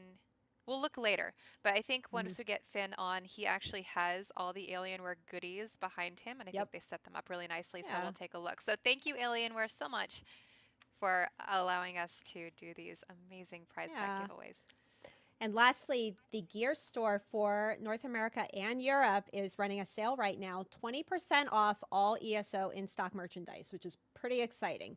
So this is automatically applied to in-stock items. You don't need to use a code or anything. It's super simple, running until January 27th at midnight Eastern time. So if you need links, again, check out the buttons at the bottom of our stream. They should be all right there. But don't leave the stream. Don't worry, everything is running until the 27th, so you can get 20% off any in-stock item. Now, since we can, we have another giveaway winner that we want to show off. Yes. Next Who do you think it is? I hope it's me, because it's some really cool stuff. We have Backyard Zoo. Congratulations. Congratulations. On winning a whole bunch of the stuff that we just talked about. You get your own. Tell us how long it takes you to complete the puzzle. All right, we are going to move on talking a little bit about Gates of Oblivion, and we do want to bring our lead encounter designer, Mike Finnegan, on to join us for a little bit. If he's here. If not, it's cool.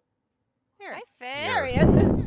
Hello. I'm glad you didn't Good leave. to see ya. Oh, speak of the Alienware stuff, Hey, there it is right behind me. Look at that. So it's all ready to be shipped out to the lucky winners. Oh, there we go. Are you gonna... We have a special guest. Hi, There we Wayne. go. It's Vanna Wayne. Vanna Vanna Wayne. Wayne. That's right. Oh, I miss everybody. I know. I know. I am at the office. I know. Yeah. Finn is distancing at the office. Finn was kind enough to trek to the office for this stream and for you all. We just wanted to make sure he was using a headset that, you know, was better than Right, that doesn't sound like a prank phone call, right? Yeah, exactly. Oh, Doesn't gosh. sound like a Okay, screen so Gates of Oblivion. So Yes. the Gates of Oblivion is our year-long story this year. Yeah. If you're new with us, we've been doing a year-long story for the last few years now. I actually can't remember when we started. 2 years ago, I think. I Yeah. think it started with Elsewhere. I think it started with Elsewhere and then carried next year. I think yeah. you're right. Jinx. So what this is that there's a story that starts in the first quarter of the year and continues on throughout the year, with the bulk of the story being in the chapter, which will be Blackwood this year. Right. And that does also include our Gates of Oblivion hashtag, which we will be using on all of our social channels throughout the year. So Gates of Oblivion takes place in the Blackwood chapter about 800 years before the Oblivion Crisis. This is our own Mehrunes Dagon story, and it touches on one of his many attempts to conquer Tamriel. Indeed. Now, he hasn't quite figured out the science behind the gates you saw in Test 4, right, Mike? Right. You will see what I think Rich alluded to it in the video, the portals. And these are, it's like the alpha or the beta of a game. Like, he hasn't got it figured out yet. He's kind of throwing it out there. It's not really feature complete yet. There's a little bit of bugs. It's not working quite right yet. So you guys get to be beta testers for Mehrunes Dagon's destruction of Tamriel. Grats. Nice. Congrats. Yeah. Wonderful. So just a reminder. Go ahead, Justin. Oh, go ahead. You first. I was just going to continue on talking about the portals. What did you have to say? Nothing. Nothing important. You know, I was just going to talk about getting comfy. We'll do it live. Hey, that's on the bingo card. It is on the bingo somebody card. Somebody was going to do it. I knew somebody was going to say it. I hope that gave somebody their bingo. There you go. There you go. So, Mike, do you want to tell us a little bit about the Oblivion portals? Sure. They pop up in the region of Blackwood randomly, seemingly randomly. You're not going to know where they're going to pop up, and they pop up. And when you enter them, you go to actually a little pocket of the Deadlands, and you do whatever it is you need to do in there. I'm not going to spoil it, so you guys can figure out what it is. So a little Deadlands adventure. Yeah, a little Deadlands mini adventure. The idea behind them is they're going to feel a little bit like a public dungeon, but they're spontaneous, kind of how they pop up, and there's a lot of wrinkles that we throw into it. And the reward structure is kind of like what you would expect from Dark Anchors or Harrow Storms or something like that. Those are kind of the rewards that you're going to get out of these things. But you got to kind of seek them out and find them. You're not going to know exactly when they're going to pop up or where they're going to be. Cool.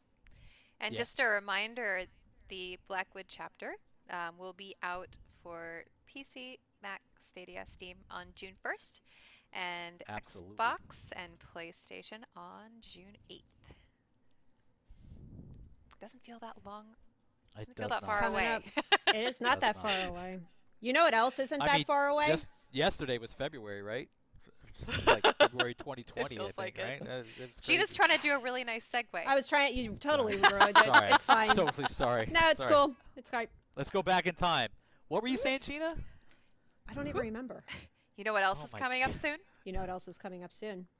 Is update 29 is even sooner. Oh, yes, it is. That is soon. So. What's it called? Flames of Ambition. I almost said the wrong name. Yes, it is. Yeah, that's good. I had to stop for a second. Flames of Oblivion, didn't you? You almost called it Flames of Oblivion. I always say it. I always do that. But not today. Darn it. Not today. Not today. All right, we'd so. have Foo and Goo. Oh, you went there. You went there. Goo is the latest year-long adventure. Yep. Anyway, it sure is. let's talk update 29. So, anyone who's familiar with our PTS cadence knows the PTS is coming up soon, especially since we've announced all this stuff today. You know it's coming, right? When do you think it's coming? When do you think? Probably on Monday, because that's when we do our maintenances, right? Right. That's usually it. No. That's what you would we're think. we're gonna go nuts and actually do it tomorrow morning. What? You do not have to wait long because update 29 is coming tomorrow to PTS. So, That's crazy. I know it is. I know. Trust me. I know. My mind is blown. Pants. Right? Banana pants. Crazy. So maintenance for that is going to be starting. Are you saying FOA is coming tomorrow? FOA is tomorrow on Wednesday. Okay. So maintenance is going to be starting at 8 a.m. Eastern time. I know a lot of you know that usually for our first PTS maintenance, it takes a little bit longer.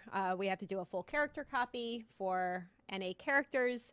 And don't forget, that is going to include a full skill point reset based on the forum post that we posted. I think it was maybe 2 weeks ago, kind of explaining why we need to do a skill point reset. So be on the lookout. We'll be publishing patch notes, God willing, in the morning if I can get my act together and get them all done. A lot of notes. A lot We'll of do notes. it. A lot of notes. We'll do it. We'll make it happen. A lot of notes. We want to give you kind of a first look at these dungeons that are going to be coming to PTS tomorrow for update 29. And that's why Finn is here, to show us. That is why I'm here. I mean, we also enjoy our company, but we need you to guide us through these dungeons. But we don't need my company in front of all of these people. It makes everything better, Mike. Well, that's adorable. That's very kind of you to say. That is. Wow. So we're not going to show any spoilers. We're not going to show you how to beat the bosses. We're not going to spoil the story. This is just kind of a sneak peek on what these two dungeons look like. Kind of the first step into the Gates of Oblivion story. And I am on an internal server, and I am going to be using developer commands to kind of skip past some of these things, just so that you know. It can give So you a don't little think tour. that don't think that this is like a special ability you're gonna get next. Part of the update? No. Yeah, it's not. No, When it's not. FOA goes live, you're not gonna get these special abilities. All right. All right. So I guess before you Where are we start gonna- off, how do these dungeons sort of tie into the larger Gates of Oblivion storyline? So much like we did with Harrowstorm and Raststone, you're going to learn things in both of these dungeons, which are going to, when you put them together in the prologue, it gives you context for what's happening in the prologue. You actually, and as I go into the dungeons, I'll show you the people that you're going to meet. I do want to touch on where these are in the world. Oh, yeah. The first dungeon is in Deshawn. If you notice this, it's on the western part of Deshawn. And the dungeon is called the Cauldron. And the next dungeon is in Gold Coast. That was it. My bad. Gold Coast, and it's right up here, and that one's called Black Drake Villa. We'll go to that one in a second. So you can just walk up to these. Yes. Or you can use the dungeon finder. If you don't have a ESO Plus and you don't have the Dark Brotherhood DLC, you would only be able to enter them by clicking on. You would only be able to enter this dungeon by clicking on the icon or using the dungeon finder. But if you do have ESO Plus or have bought the Dark Brotherhood DLC, then yes, you can walk here from Gold Coast. And Deshawn is in the base game, so you can walk here anytime you want. Sweet. So, which one are you going to show first? The Cauldron? We're jumping into the Cauldron first. Because you're here. This is, you're right here. Yeah, because I'm here. I happen to be here. This is where we get to meet. If you saw in the trailer, you saw the Dremora. That Dremora was Lyrinth. We talked a little bit about it in the reveal trailer.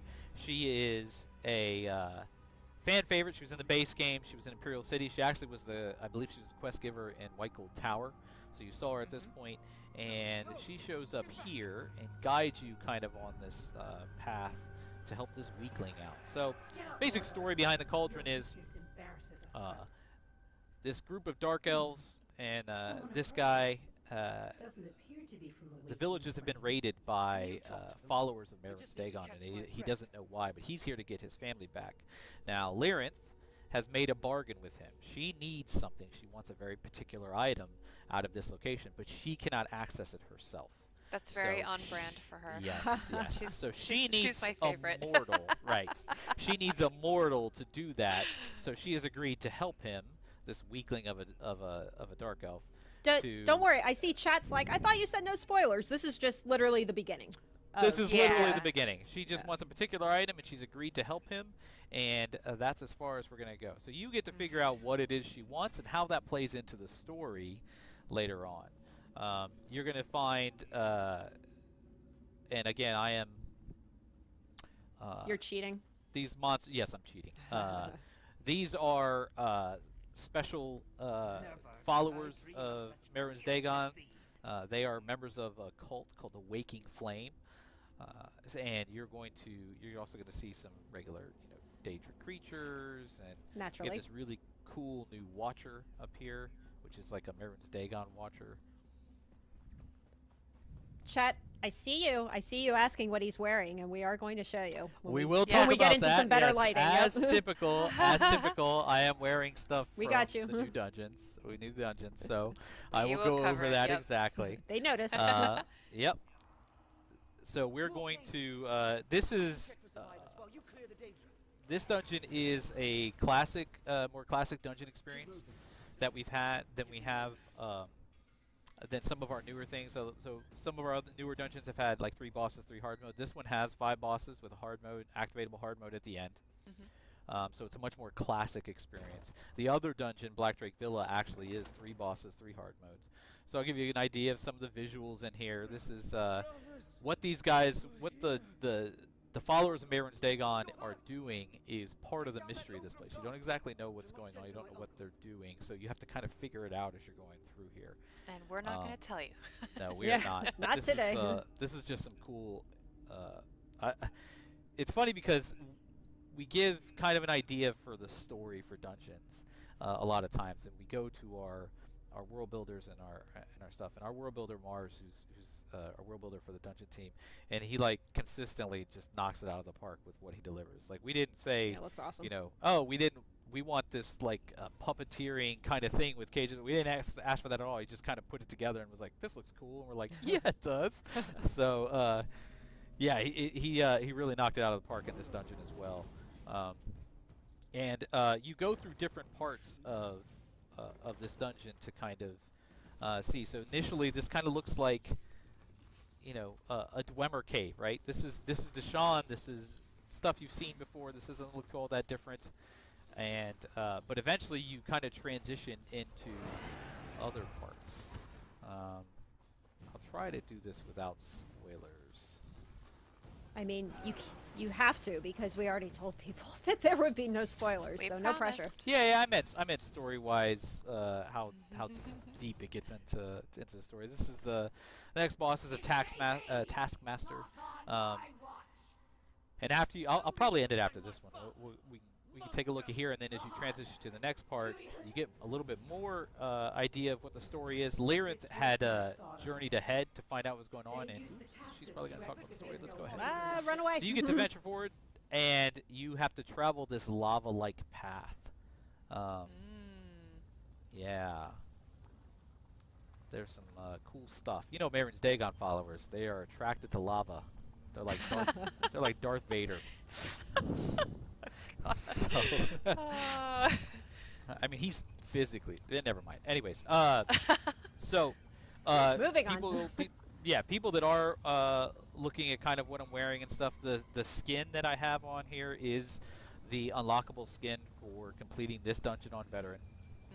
So if you complete this dungeon on Veteran, you get this skin that you can apply to all of your characters. The armor is the armor that drops in this dungeon, and that helmet, which looks so cool, is actually the monster, the Undaunted helmet and shoulder that you get from this dungeon. That is I guess he has like a good one. He has little cutouts for his eyes. No, he doesn't. He doesn't need eyes. Where It's we're just going, that awesome. we don't need eyes. I guess. He has magic eyes. Yeah, he's. It's a really unique boss that uses sonar, so it's just this loud screech into your ears the entire time. Yeah, we went above and beyond. Did So something you this time. do the VO for it, huh? Yeah, right. I do. Oh, what are you trying to say? Oh, look at that. Stay with us. Get those digs so in. you can show the next dungeon. Yes. So that's all I'm going to show you as far as the bosses are concerned here. But if I say you go through this lava cave and you end up in another place, and it reveals kind of the story of what's going on here and how exactly you can stop it. And then at the very end, it reveals what Lyrinth was doing here and how Drathus, who was the quest NPC that you saw, the Dark Elf, how he plays into it. And this story kind of ties into the story in the next dungeon we're going to take a look at too, right? Yes, they both. But these are like two halves of the same coin, kind of like the rest. You can do them in any order. Yep, you can do them in any order. And when you do the prologue, if you have done the dungeons, these NPCs, Lyrinth and the NPC in Black Drake Villa, may show up. Cool. And that's I gotta tell you, Lyrinth is my favorite.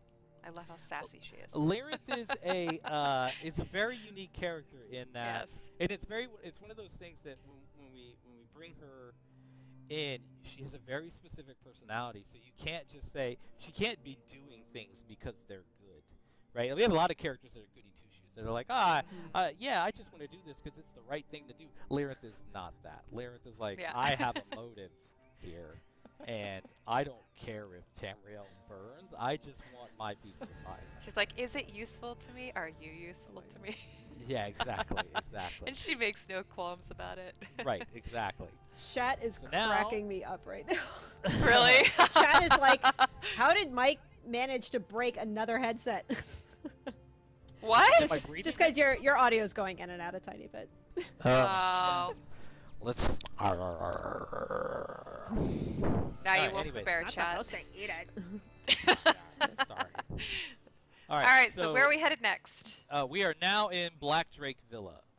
So this is, again, in the northern section of the Gold Coast, just south of Cyrodiil.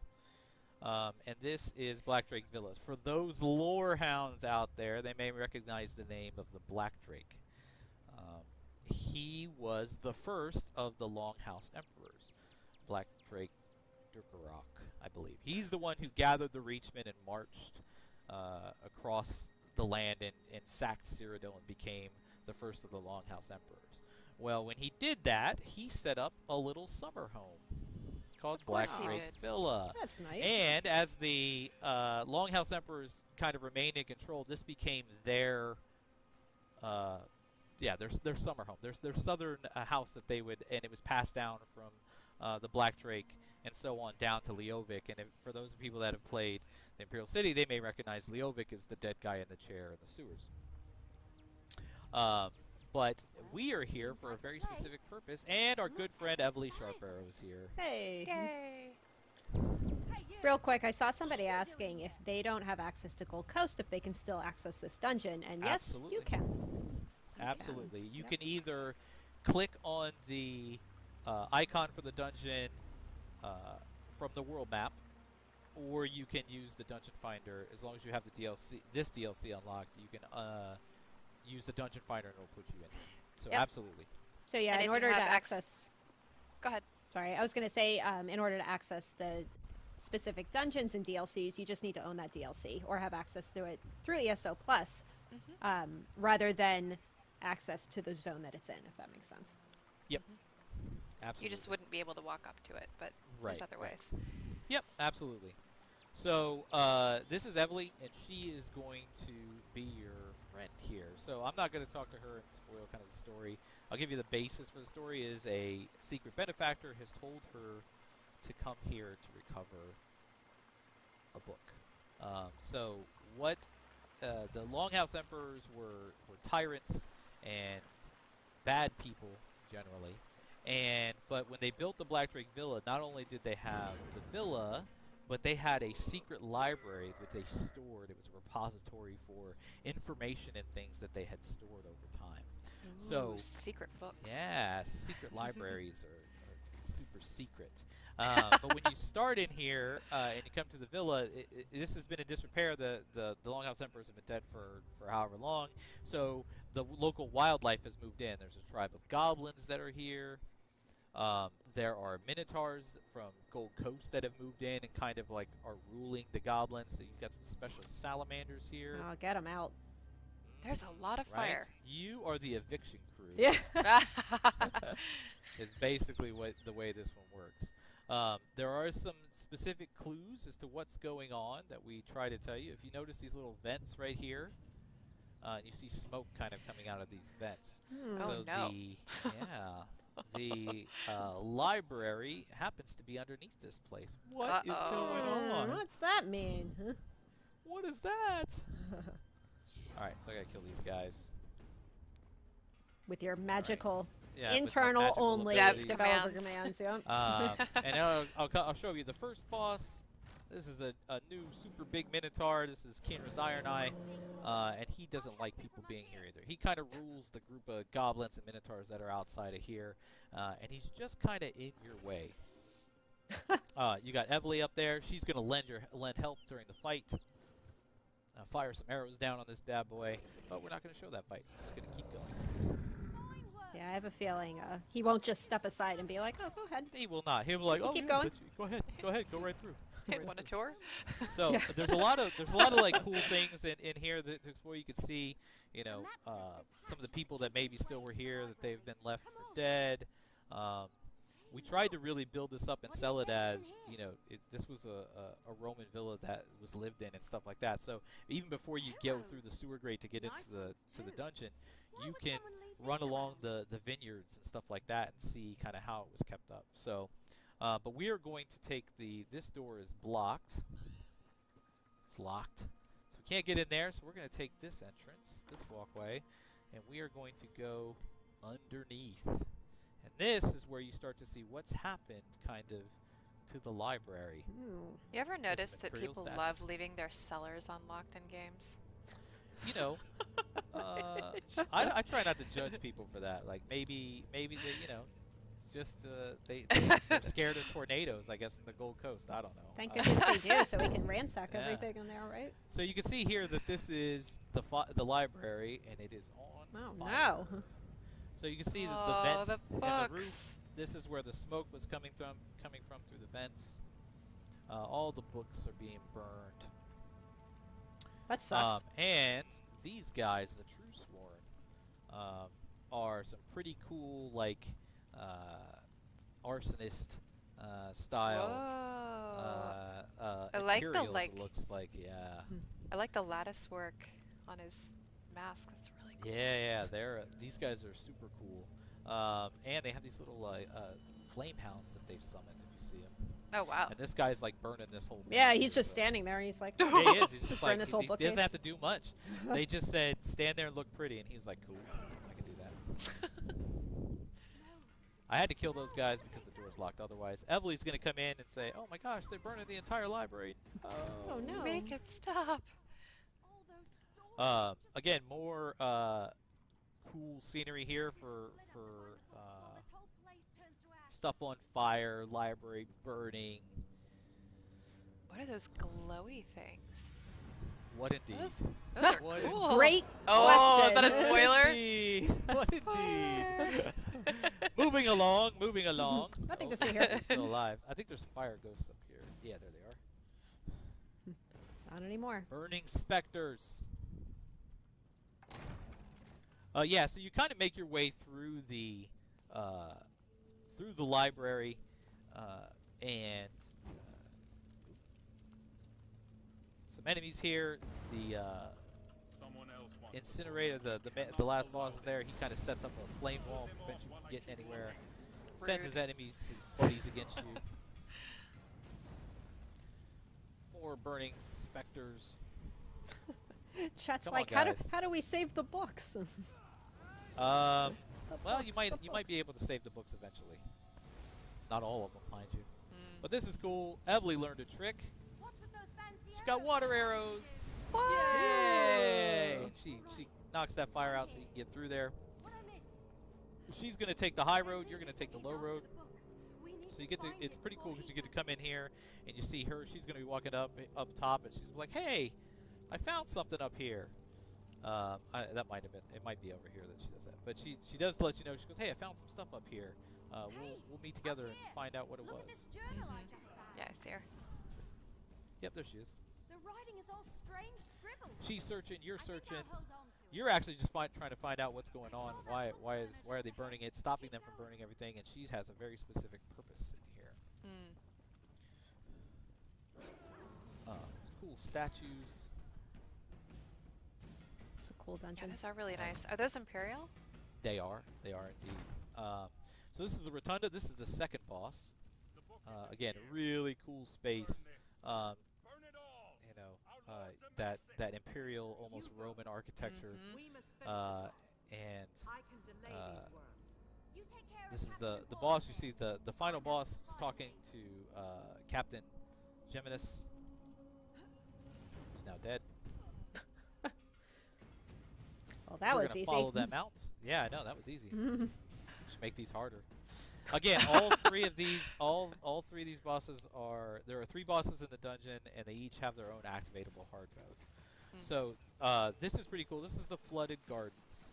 So this was a spot where they could kind of go and relax and whatnot. You're kind of outside of the. This is cool too. What's this? Whoop. Whoa! What? What is that? Oh my goodness, that looks Do it fun. again. No, I will. Do it again. Do it again. Do it again. Yes!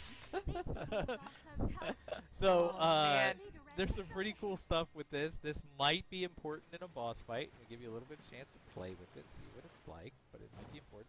Also, these guys look super cool. These fire behemoths. So, wow. These True Sworn, obviously fire-based and arsonist-based, and they've been summoning some pretty powerful things. They have these burning specters, they have the flame hounds, and they also have these fire behemoths that they've been summoning to help. With very big hammers. They do have very big hammers. I mean, what's a fire behemoth without a giant hammer, right? Yeah. And this is the Walled Arboretum. So this is the final boss. I'm not going to spoil what this is or what happens here. I will show the final boss, though. Big fight space, though. He looks so cool. Pyroturge and Kratix. Oh man, see, I'm looking at that relief on the wall back there. I know, too. right? Isn't that so cool? pretty? Isn't that cool? Well, if you want to find out anything about this fight, you'll have to wait till tomorrow. Tomorrow on PTS. On PTS, yes. On PTS. And it wouldn't be so. For this dungeon, the veteran reward is the memento that summons these little flame salamanders, which you may see in a boss fight if you're paying attention. So it kind of ties in. It's kind of the same effect that you would see. This one also has, again, item sets, the 3 item sets, plus a monster helmet. The monster helmet is actually modeled after the fire behemoths that you saw, the flame behemoths, rather than this guy, because taking somebody's face and putting it on your face is kind of weird. So kind of creepy, but. Now we also have a few new emotes that are actually tied to Battlegrounds in Update 29. Yes, we do. Which we can show you now if you all want to see it. Let's show you. So the first one, I don't know which one you're going to do first. We have the Scorching Chaos Ball. And you get these just by competing in Battlegrounds. Probably winning. Oh, that's fun. He's like, it's like a hot potato. Hot potato, hot potato. Now we also have the Chaos Ball Victory Dance.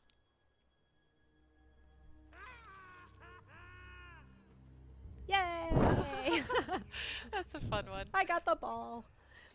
And then last, I like this one a lot, is the Chaos Ball Boom. Nice. That's awesome. So again, these come from playing in Battlegrounds in Update 29. They are all emotes. And I did show off the item set a second ago. This is one of the item sets. You're going to get to see all of them tomorrow in the patch notes. But to show you what this is, Full Killer's Curus. This is from the Cauldron. It's a heavy armor set. And this is what it looks like. This is the visual of this heavy armor set. And then Baron Zodris' Visage, again, from the Cauldron. That is such a cool look. Yeah. It is, right? I love it. I love it, too. Yeah, it was really cool. And when you see it kind of, you see the final boss in that dungeon, he's pretty awesome. He's pretty cool. Reminiscent of the look. Yes, absolutely, absolutely. Awesome. Yeah. Well, Finn, always a pleasure to have you on our Always streams a with pleasure us. to be here. Thank you so much for Yes, showing thank us you. just a quick preview of these dungeons. Again, they are coming to PTS tomorrow in Update 29. We're very excited. I cannot wait to see the streams tomorrow. Yeah. Yes. Stream for Finn and his team, everybody. Yeah, absolutely. They always absolutely. watch. They do. Absolutely. All right, Finn. Well, thank you again for driving Yes, to the thank office, you. for showing us around, and I'm sure we will definitely see you on another stream. Thank you. Okay, bye. We have more. We have a lot to talk about here tonight. Real quick, just want to remind everybody, if you're trying to win that Crown Pack giveaway that we're doing every few minutes, all you have to do is participate in chat, and we are pulling winners straight from Twitch chat. If you want to see if you've won, we have a forum thread that is stickied. You can check out to see if your name is listed there. And for drops, you have to make sure that you claim a drop in order to be eligible for the next one. So for every 30 minutes that you tune in and watch, you will be able to earn an Ouroboros Crown Crate. And don't forget about the Dragon Frog pet too, which we've seen a lot of you have already been able to claim. So before we move on and welcome Brian Wheeler, we just want to talk about some housing updates coming to Update 29. We know that a lot of you are very enthusiastic about housing. So we have a few kind of quality of life things that are coming into this update. First is fast traveling outside of your homes. We're going to be allowing you to, oh, well, there's a house. So we're going to allow you to fast travel outside of your homes if you want, or you can still travel inside. Just make it a little bit easier for you. Next, we have improvements coming to previewing, furnishing, and house guests. So by house, we're going to basically allow you to preview furnishing and furnishing plans directly from your inventory. And also, when previewing a house guest, you will be able to see a selection of voice lines, so you can kind of get a sense of their personality a little bit. Decide if you really want them chatting in your house or not. I mean, it's legit, right? Yep. We have a furnishing. We have a bunch of new furnishings coming in Update 29, but we do have one furnishing in particular that's really cool that you're going to be able to test on PTS. It's called the Ethereal Well.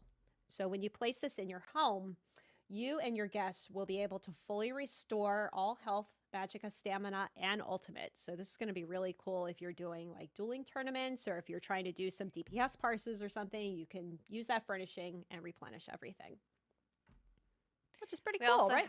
Yeah, it is. We also have, and you guys saw a sneak peek of one of them just now. We have 2 brand new houses that will be on the PTS that you can check out, tour. And the first one is located in Vardenfell. It's called Varleus Vea, Iliad Ruins. Ooh, nice. You practiced that, didn't you? There we go. So that is the first house. And then the second is the Kushalit Sanctuary in Gold Coast. Ooh. So you'll be able to check these out starting tomorrow on the PTS, and we encourage you to do so. All right. And we might even take a closer look at these in a future stream. I'm sure we will. I know Cullen loves to show off all the houses. All right. So before we move on, we do want to announce our next giveaway winner for that merchandise bundle that we showed off earlier. So we have Mighty Rhino Gaming just won. Congratulations. Congratulations. And you know what? Screw it. Let's do another winner. Want to do 2? All right.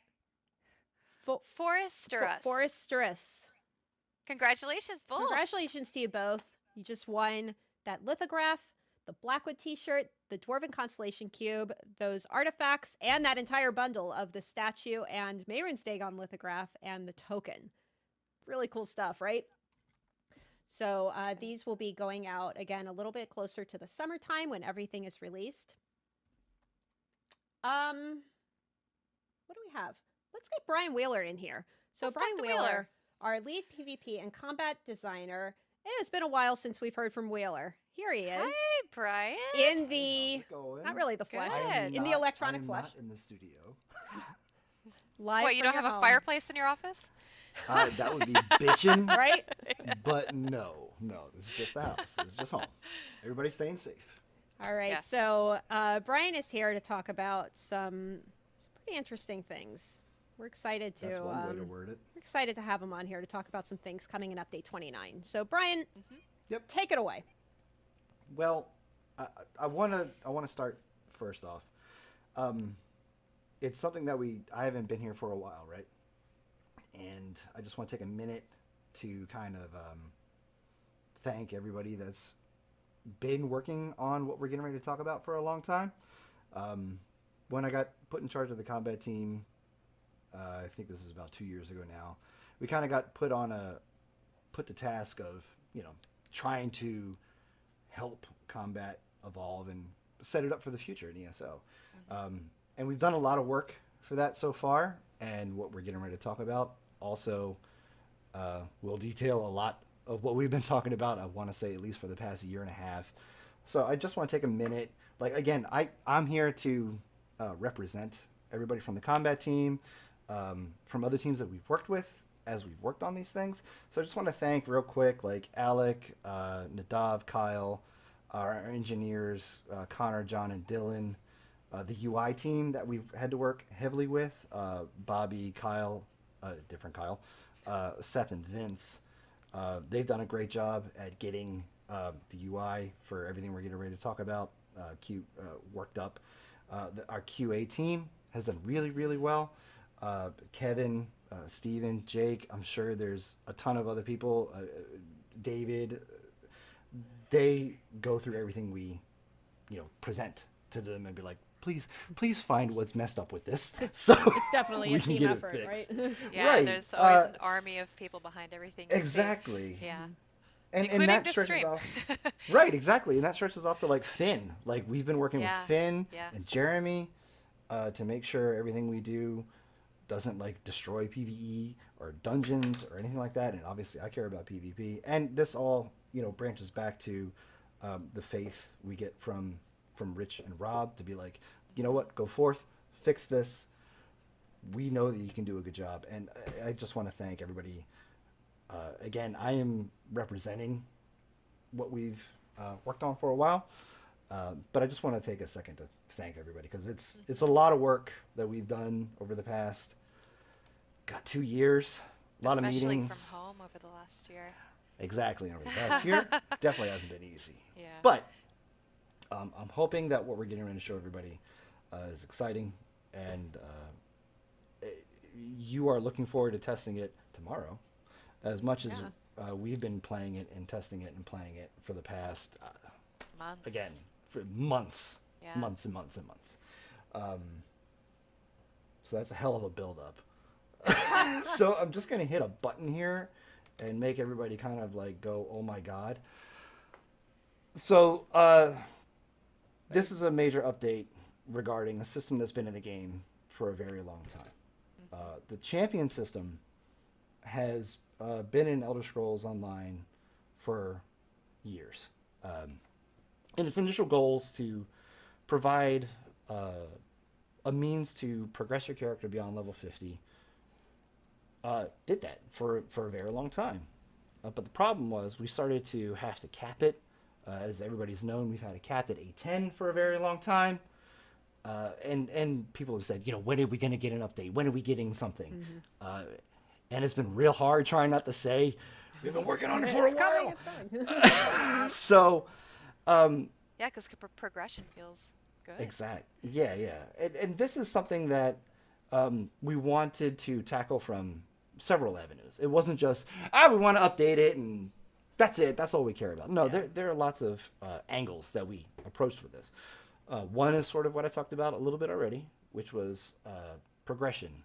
But there's two types of progression. There's horizontal, which is sort of like broadening your character, letting you do more things, and Elder Scrolls is known for horizontal progression across the board, but also vertical. Vertical progression is, more power, letting your characters heal more, damage more, soak up more damage, do more things.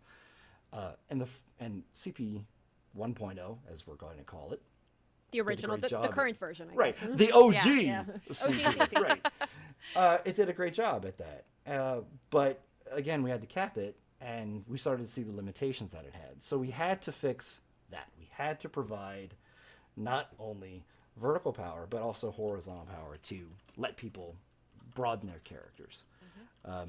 Other aspects that we wanted to tackle with this involved choices. If you think about CP 1.0, there are 36 stars that you can put points into.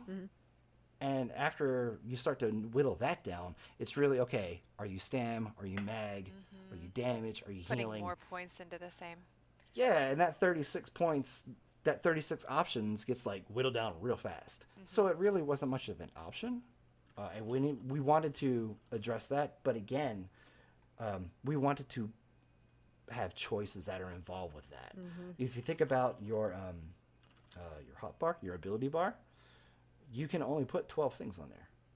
So you have obviously tons of skills, tons of abilities that you could put on there. But it was just like with Champion 1.0, you just got everything. I was like, whatever. And my dog's drinking in the background. You may hear loud slurping. I'm sorry for that. You know what? Poppers are a part of at-home streams. Yeah, right? It's all good. That's true. He's a 95-pound golden retriever that likes to slurp a lot of water. We see a lot of people asking questions in chat about what are we seeing? What's that thing up there? We are definitely going to get into all of it. Don't worry. We're We gonna are. get into that We're going to for take sure. a look. Yeah. We are actually looking at Don't part worry. of the game. Yeah. Yep. We need to explain where we're going before we kind of explain where we're at right now with what you're getting ready to play. So Brian, it sounds like you guys are looking to create a endgame system building upon the original champion system that has more choices, more tools in your toolbox, and is expandable into the future. Definitely. And one of the last things that we had to address was performance. As you saw in Matt's article, performance is a very big focus for the company. Yeah. We want to make sure that Elder Scrolls Online is progressing into the future, not only just for players and be able to advance their character, but making sure that the game is performant. And that was another main focus of Champion. And that is a priority across the board this year. Absolutely, yes. So we're gonna kind of start breaking down some differences between 1.0 and 2.0 here. Obviously, you can see that we kind of kept the same color scheme of green, blue, and red, but the things UI are is beautiful, by the way.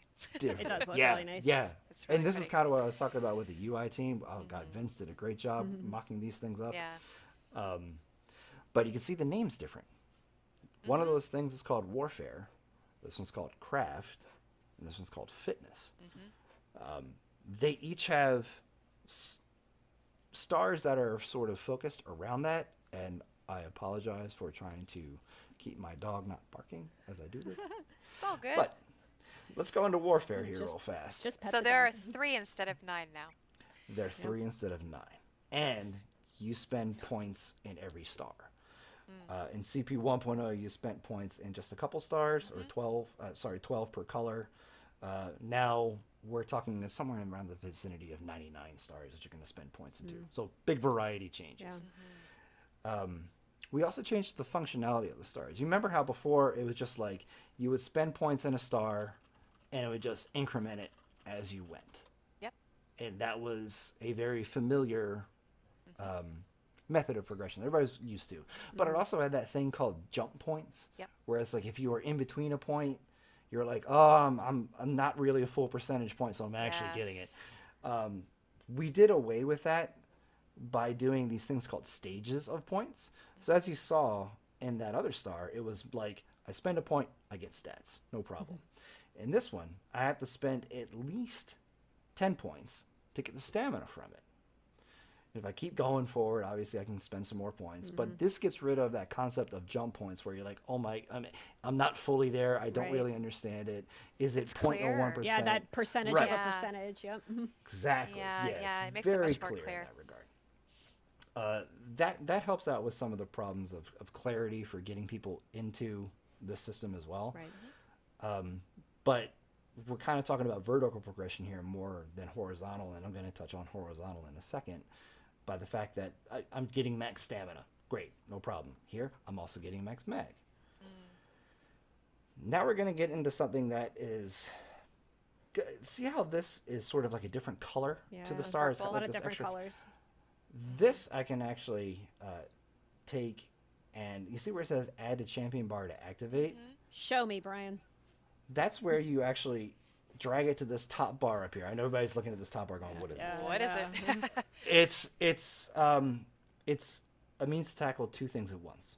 One is performance, because a lot of abilities, if you think about Bastion, for example, from CP 1.0, it's something that affects your damage shields. So every time you do an ability, the system would have to go, was that a damage shield? Do I need to worry about that? And we're talking, and when I say every time you do an ability, I mean like even drinking a potion or roll dodging. Yeah. It's like, was that a damage shield? So we've done a little bit of work with this over the past couple of years. Because that's a lot of checks. Yes, it is. That's a lot of checks. If you think about basically a decently spec'd out CP 1.0 character, they got like 30 or 40 passives on them at one time. It's checking that every time you do something, especially in combat. So it's a lot. And to so be we're clear, limiting that to 12 there. I was Go going to ahead. say, like, that bar up there, I'm pointing with my mouse, like everybody can see it. The bar, the champion bar up there, I see people asking, like, is this permanent? Can I respec this? Like, think of it like your ability bar, where you can kind of swap out abilities. Yeah, you can move things in and out in different situations. Like here's a real clear example. It's like I got something there, there, there. As long as I'm not in combat, I can swap those out. Yeah, no so you can do this anywhere. It doesn't have limitations of location. It's just whether or not you're in combat. Right. So you do have to start making some choices on which ones you want up there. Now that does bring up a valid point that if one of the concerns is, oh my God, there's only 12 passes up here, what about these other ones? These are things, if you think about like an item set, when you get max stamina on an item set, that doesn't function the same way that an ability would work. So this is just straight up giving you a stat, no problem, there's no performance hit on that at So all. not all the stars you see have to be slotted. Correct. Right. Yeah. So in this case, again, I'm just pointing at max stamina in this case, but you also have a slottable max stamina one, because this one you can just keep putting points to do it as well. So when we look at the system, you kind of touched on it earlier, we want this to be able to grow moving forward. And if you think about the original champion system, it kind of had the art, it was kind of like locked in on that one layer, and that was kind of it, right? We wanted to make sure that we could add more stars to this system. So we've added sort of a layering method where within a constellation, you have a secondary constellation. And we have three types of constellations. Three sub-constellations per constellation. So this gives us lots of room to expand. But you could say in this case, like, here's some healing taken, and here's another slottable for crit resistance, which we all know is great for PvP. So, again, every constellation has 3 of these types of substars available to them. In Warfare, we have them filled out right now. But if you look at something like Fitness, they don't have sub-constellations just yet. We can add them in the future. And that is one of the great things about this system, that it is built from the ground up to be able to support ESO for many, many years to come. This lets us add more stars if we want to. Yeah. And So the on same the- functionality is here. Oh, that's cool. So on the PTS tomorrow, when people try this out, the only constellation that will have those, I don't know, I guess we could call them nebulas. Yeah, the sub-constellations is this one, Warfare. Correct. Okay. Right. But again, that doesn't preclude us from adding more into them later on. Yeah, and to be clear, this is part of Update 29. I see a lot of people Yeah, asking, this when does isn't this 30. go live? Like, no, this is this upcoming DLC and the base game patch. So it will be on PTS You'll be able tomorrow. to play this tomorrow. Yep, on PTS. I know some people are saying this looks a little confusing. Like, once you get in there and kind of start clicking around and getting used to the system. This is a lot to take in right now, we know. Exactly. This is a lot of information. And again, this is stuff that we've worked on 2 years. Yeah. So it's been a while. I guess one of the other main points that we wanted to bring up about this is, you see how this thing's called craft. We didn't want to make it all about combat. That was sort of one of the things that CP 1.0 had a little bit that it touched on, with being able to like yield double from crafting nodes out in the wild. But we're trying to push that a little bit further, where if you look at this one, like Breakfall, it reduces your fall damage taken. And then we have some stars that cost a lot, but you see it's pretty important. If you resurrect yourself or somebody else, you have a chance not to consume a soul gem.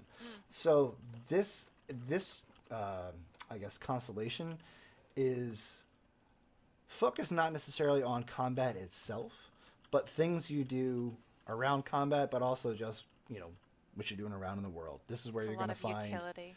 Right, a lot of utility for your character. And this, again, this UI, it's gorgeous. They did an amazing job on it. And these are it for the constellations. There's no, like, where's the other 6? This is a 3. But again, we're going from 36 choices to 99. And yes, it is overwhelming from when you just think about it at the start. But you'll start to see patterns in these things. Like over here, here's like healing done on this side. Where on this side, it's about damage. So you'll start to see that everything's linked together in a manner that supports various play styles. Not so much necessarily am I mag or stam, but like what am I playing? And I'm seeing that there's a lot of functionality that was is in the original champion point system that is still here. So it seems like we're not really going to lose a lot of that functionality. Perhaps some of the passives that you could slot. But also specializing. We did pull in a bunch of passives. I mentioned Bastion earlier. We pulled that one in. We have things like Unchained, various CP abilities from CP 1.0 that we pulled into 2. But obviously, there's some new ones that we've added. There's a lot of new ones, yeah. Right, like this is an example, and this is where we get into that horizontal progression, because as you are progressing through CP, there's going to be a point where you've gotten as much, I guess, vertical power out of it as you can, and then it turns into choices. Like, what do you want to slot instead of what you've had up there? But it is obviously important to slot up all 12 of these as much as possible. It's just like your action bar, and that is a conscious decision that we've looked at design-wise. It's like we want there to be choices and there to be trade-offs in this new system. But again, because it's expandable, and because that we know that we can keep progressing this in the future, we think that the capability of adding all kinds of new and unique stars to the system is boundless, and we can't wait to add more stuff to it. That being said, obviously everybody can see that these numbers add up way beyond 810. What's that mean? They do. So the cap will be lifted. We will be going up to 3,600. So people who are already higher, or at the cap, will just be able to spend the points. Yeah. Oh boy, oh boy. And in doing that, we did address the curve, the rate to level up. So you will be able to level up and not like blaze through it, but it's not like, oh my god, I'm stuck getting up to 3,600. There's definitely there's a point again where you start to get as much power out of this as you're going to get, and then it just turns into choices. And that's again what Elder Scrolls is all about. It's about choices. It's about building your character, how you want to build your character, and about the situation. Exactly. And if you want to respec it, you kind of touched on this earlier. It doesn't cost anything to change what you have slotted. It still costs a standard 3,000 gold to, change up your stars. Like if you wanted to go through, right? Right. You can just go, okay, I didn't want 40 points there. Let me change it and put it somewhere else. That's still the 3,000, of course. Yeah. Brian, I see a lot of people in chat asking about the gear cap. So we talked about the champion point cap being raised. What about gear cap? It's still going to stay at 160. Okay. Level 50 CP 160 is still the same. Okay. That is not going to change. And to be clear, we touched on this earlier, how Matt said in his kind of retrospective last year that a lot of our focus is on performance this year. You might be looking at this like, oh my God, you're redoing this entire system. How is that focusing on performance? But a lot of this does help with perf issues, as Brian was saying. So yeah, and that gets back to, again, the functionality of this champion bar for one. Because if you look at On Guard, for example, it's while under the effect of crowd control immunity. That is a requirement that has to be checked. That is why we have it set up right here, where you have to have this slotted. You just don't get it for free. Right. If you want to have that bonus, you need to actually commit to having it. Yeah. Versus just 30 or 40 passes on your character that's just checking every time you're doing something. So this reduces the amount of passives that have to be checked against the server any number of times per minute to 12 at any given time. Is that right? It's not even per minute; it's per action. It's yeah. Oh, anytime you do anything shy of WASD movement and jumping, this is going to cut down on that stuff. Whereas Again, before it was dozens.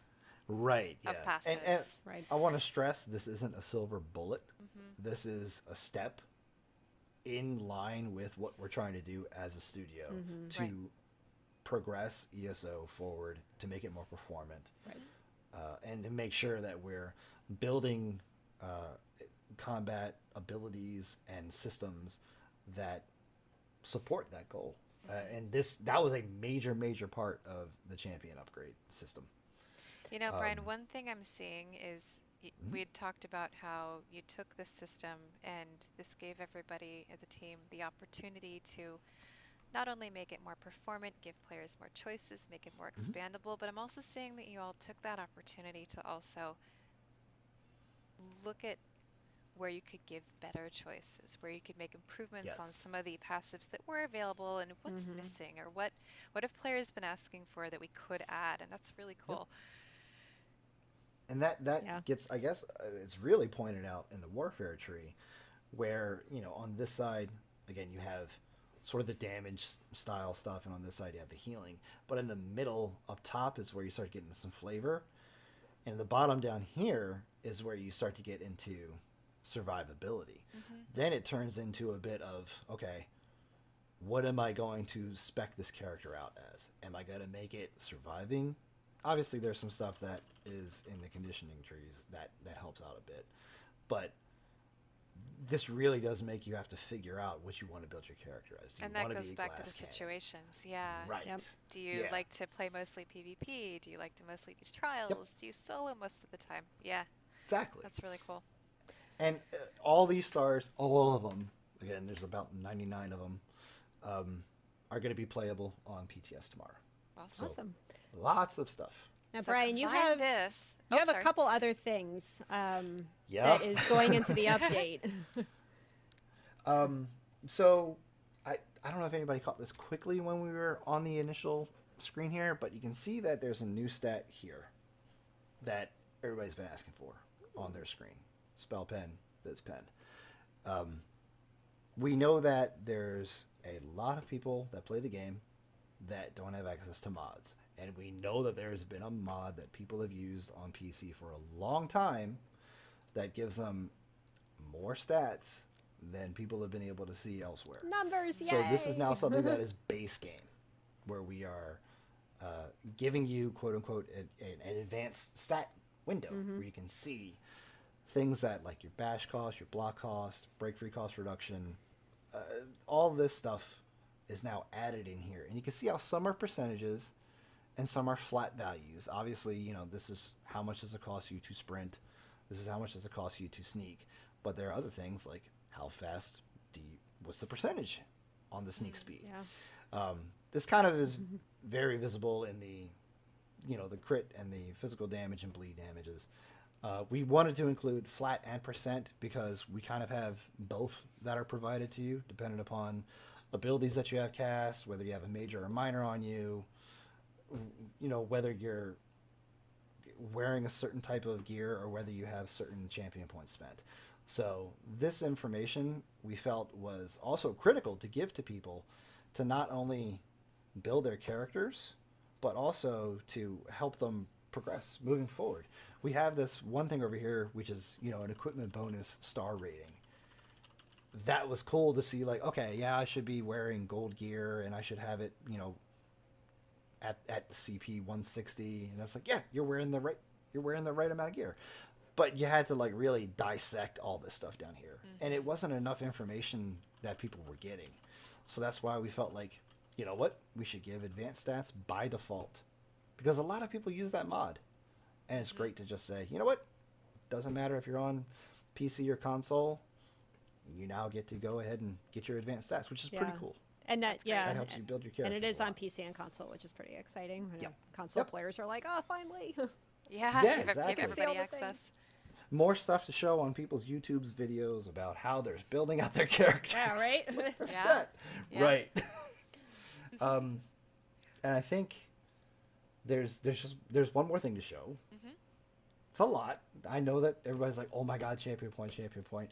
I want to go back to that real quick and note that everybody that used to play a lot of CP understands that as you were spending points in CP as you leveled up, you would just get some passive max mag health and stamina.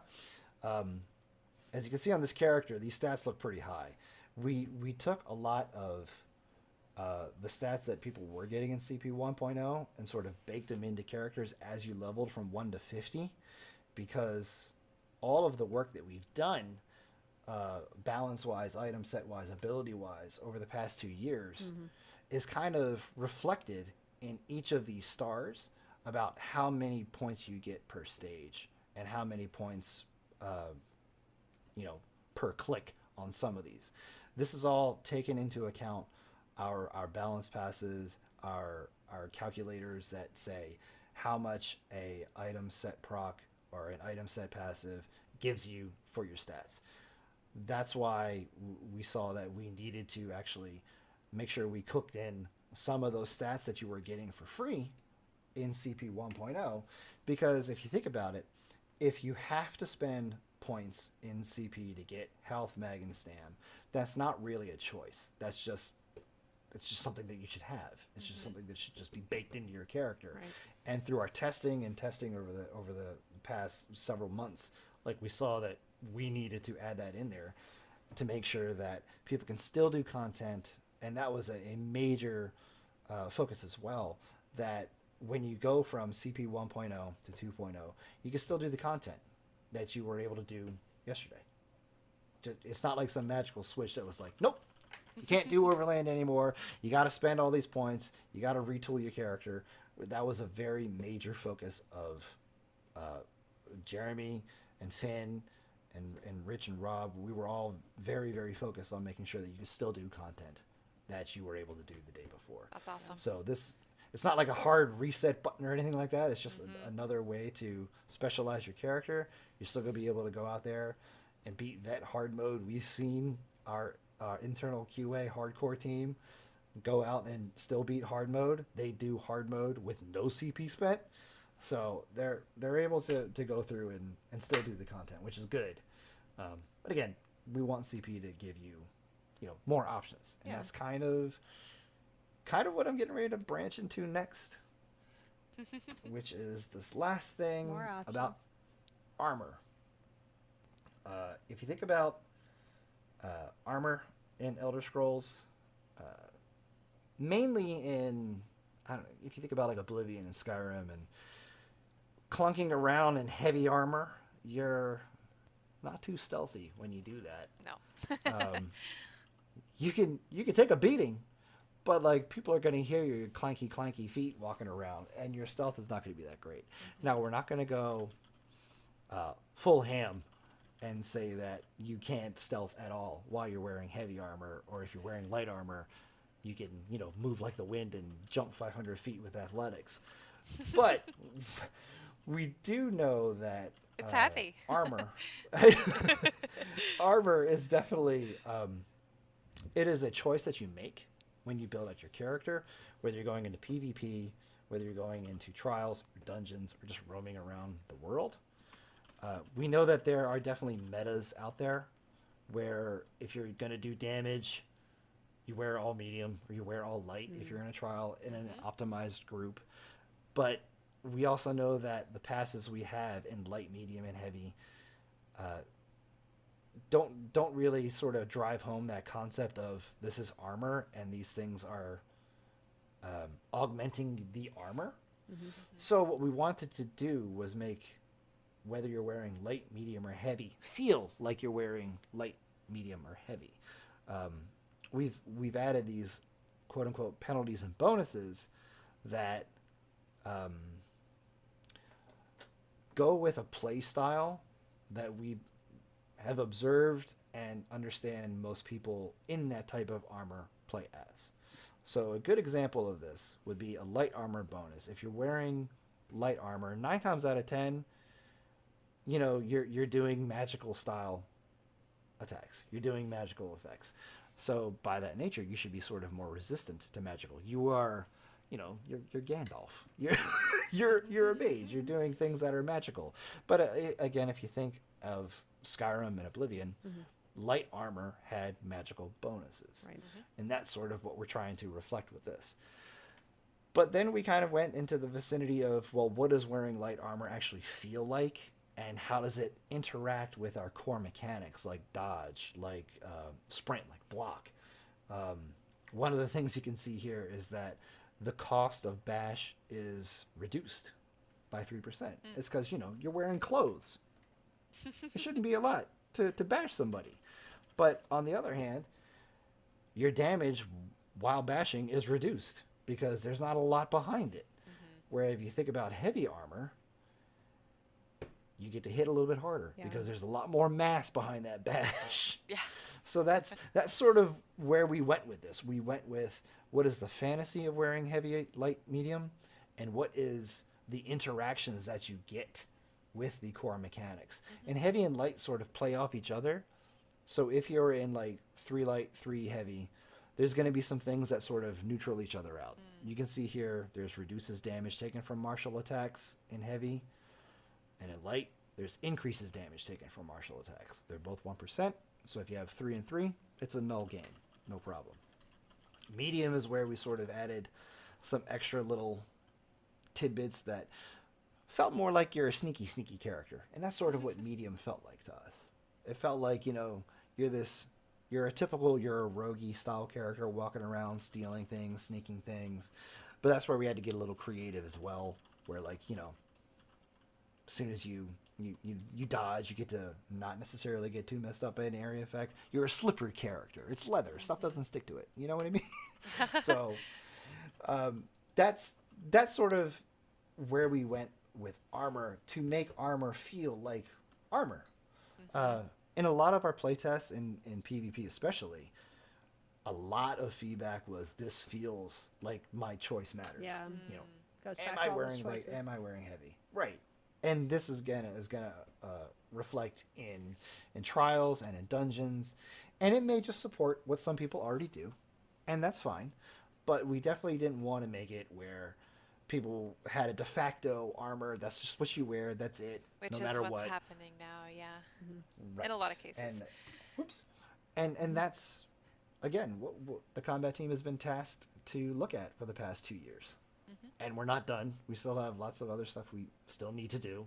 Well, not for update 29, but not for 29. Right. Yeah. That's a lot to absorb for 29. Oh, you don't want to add more to update 29? More things. I've lost a lot of hair in the past 3 or 4 months, so I've gotten a lot more grays that I've trimmed up for the show.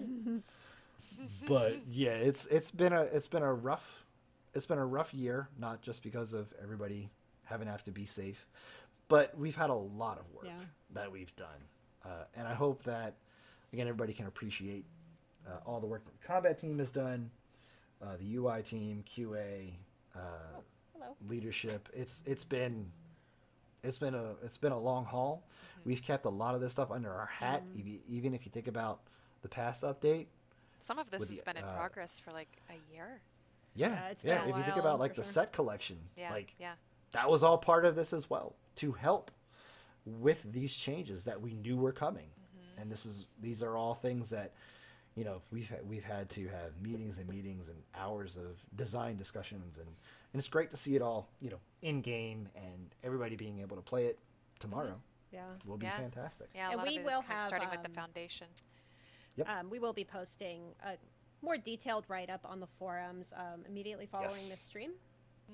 Just kind of getting into the new champion system, or I'll say the updated champion system, and then touching on the advanced stats and the armor type changes. And again, like this will all be in the patch notes also tomorrow once we're in PTS maintenance. So lots of patch notes. There's obviously going to be other changes that we do, you know, per usual for the combat team to address outlying performance issues with various abilities. That will be in the PTS patch notes as well. But these were the major things that we wanted to talk about, and we again thank everybody that has been working on this, and we are looking forward to everybody's feedback on this one. Yeah. It's a lot of work, but we are looking forward to working with the system for years and years to come. Now, we would be amiss if we didn't touch on PvP updates. So, last year, if you remember, we were kind of investigating ways to improve performance in Cyrodiil. We ran a whole bunch of tests throughout 2020, and as we posted on the forums, those tests didn't result in a significant enough impact on improving the overall experience in Cyrodiil. Right. So we had last said, you know, we're going to go back to the drawing board, kind of digest everything, and then kind of come back in the new year to see what we want to do next. So do you want to touch on, we've had a couple meetings so far, just kind of touch on what we're planning on doing first? Nope. No, I'm just kidding. Okay. All right, bye. Moving on. So what's the next test? The next test, we believe is going to be happening sometime in mid-February, where we intend to disable item set procs in Cyrodiil. It's only going to be Cyrodiil. Battlegrounds and Imperial City will still function just the same. But this means not just item set procs, but also item sets that have any sort of ability associated with it. This gets back to kind of what we talked about a little bit with Champion, where if you think about a set like Seducer, it has to check, are you doing a magical ability? That's a check. And we are just straight up like disabling checks across the board, whether it's, you know, Malakino or Valkynscoria is like, nope. If it's an item set that has an ability associated with it, whether it's a monster mask, or a 5-piece, or even an arena weapon, we're going to be disabling those for that test to see how that plays out. We'll be doing the same thing where we're going to look at our ability graphs, seeing the performance, seeing the frames. And when I mean the frames on the server, we're not talking about your client FPS. We're talking about like the server being able to handle every quote frame of information that it receives during that time. During that, we're also, though, going to revert one of the things we did before, which is any abilities that hit an ally target. Right now, they only go to group. We're going to let them go outside of group again. There wasn't, as far as we could tell, much of a discernible performance gain out of that, and we wanted to let that ride for a little bit to see if there was something we needed to visualize over time. But also, we've seen the feedback from the forums, from the players out there. Not being able to hear your buddy that's right next to you kind of sucks. So, again, you know, we're not doing that decision lightly.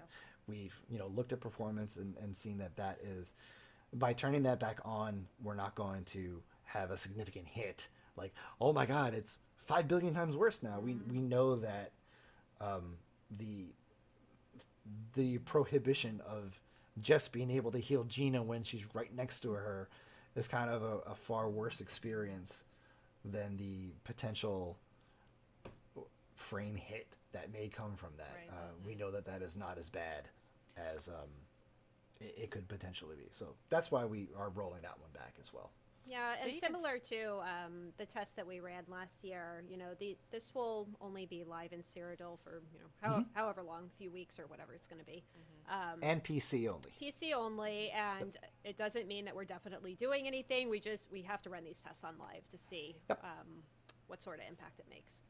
Yep. Exactly. So Brian, just to clarify, you can still wear those sets. The procs still wear or them. abilities just won't fire off They won't while the fire. test is going Correct. on. Okay. So people don't have to redo their sets. Right. Yeah, you just have to go out and just, wear things like Shackle and Julie or something like that, where it's just straight stats. Yeah. Okay. So we'll have more information posted soon, just kind of how this test is going to work and recapping everything that we're doing during the tests. And again, tonight we will be posting on the forums a more detailed write-up about the champion point improvements, the advanced stats UI, and the armor type changes. It's a long read. Sorry. No, it's good. People like information. Information is good, right? Good. Yep. So Brian, thank you so much for joining us. Thank you so much. Showing all of this said off. hello. Link is locked out right there. He's good to go. I know. Mine came over and was like, dinner, please? What's going on? I want to eat. Food? Right.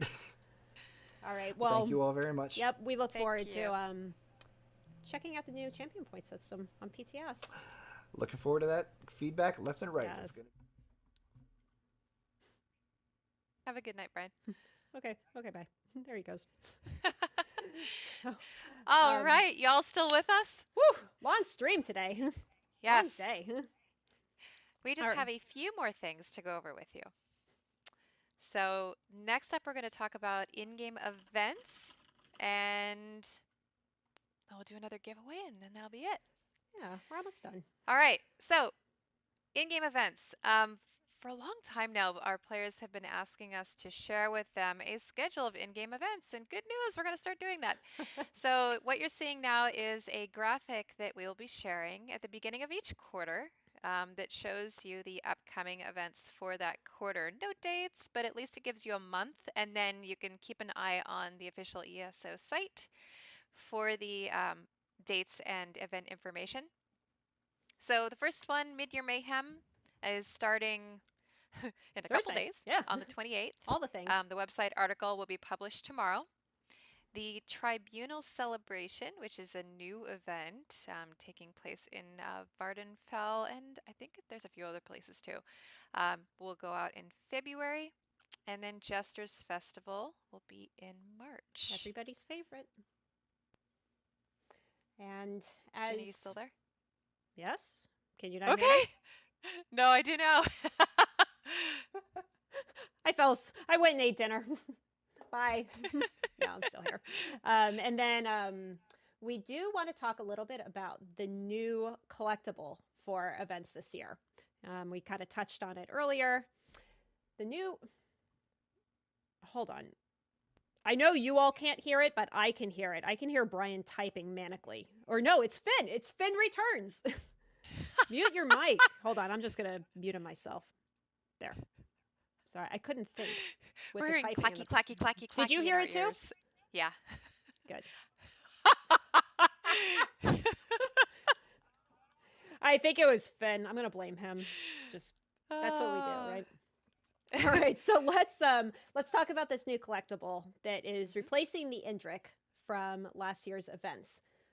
So it's going to be a pet this year. It's called the Unstable Morpholith. This is a floating pet. You can't really tell from the screenshot, but he does kind of float behind you. He or she, it floats behind you, I guess. Mm-hmm. So again, this is replacing the Indrik mount that you learned to know and love from last year. Starting with Mid-Year Mayhem this month, you can collect your event tickets. You trade the event tickets and the Impresario for fragments. This requires 3 fragments to combine, and then you get this pet. Now, this is cool. But the really cool thing about this pet is you can morph it into other things as we have more and more events this year. So The pet... Sorry, I lost my train of thought. That's what happens when I start getting hungry. It's like, whoop, there it goes. So this is going to work similar to the Indrik evolution process.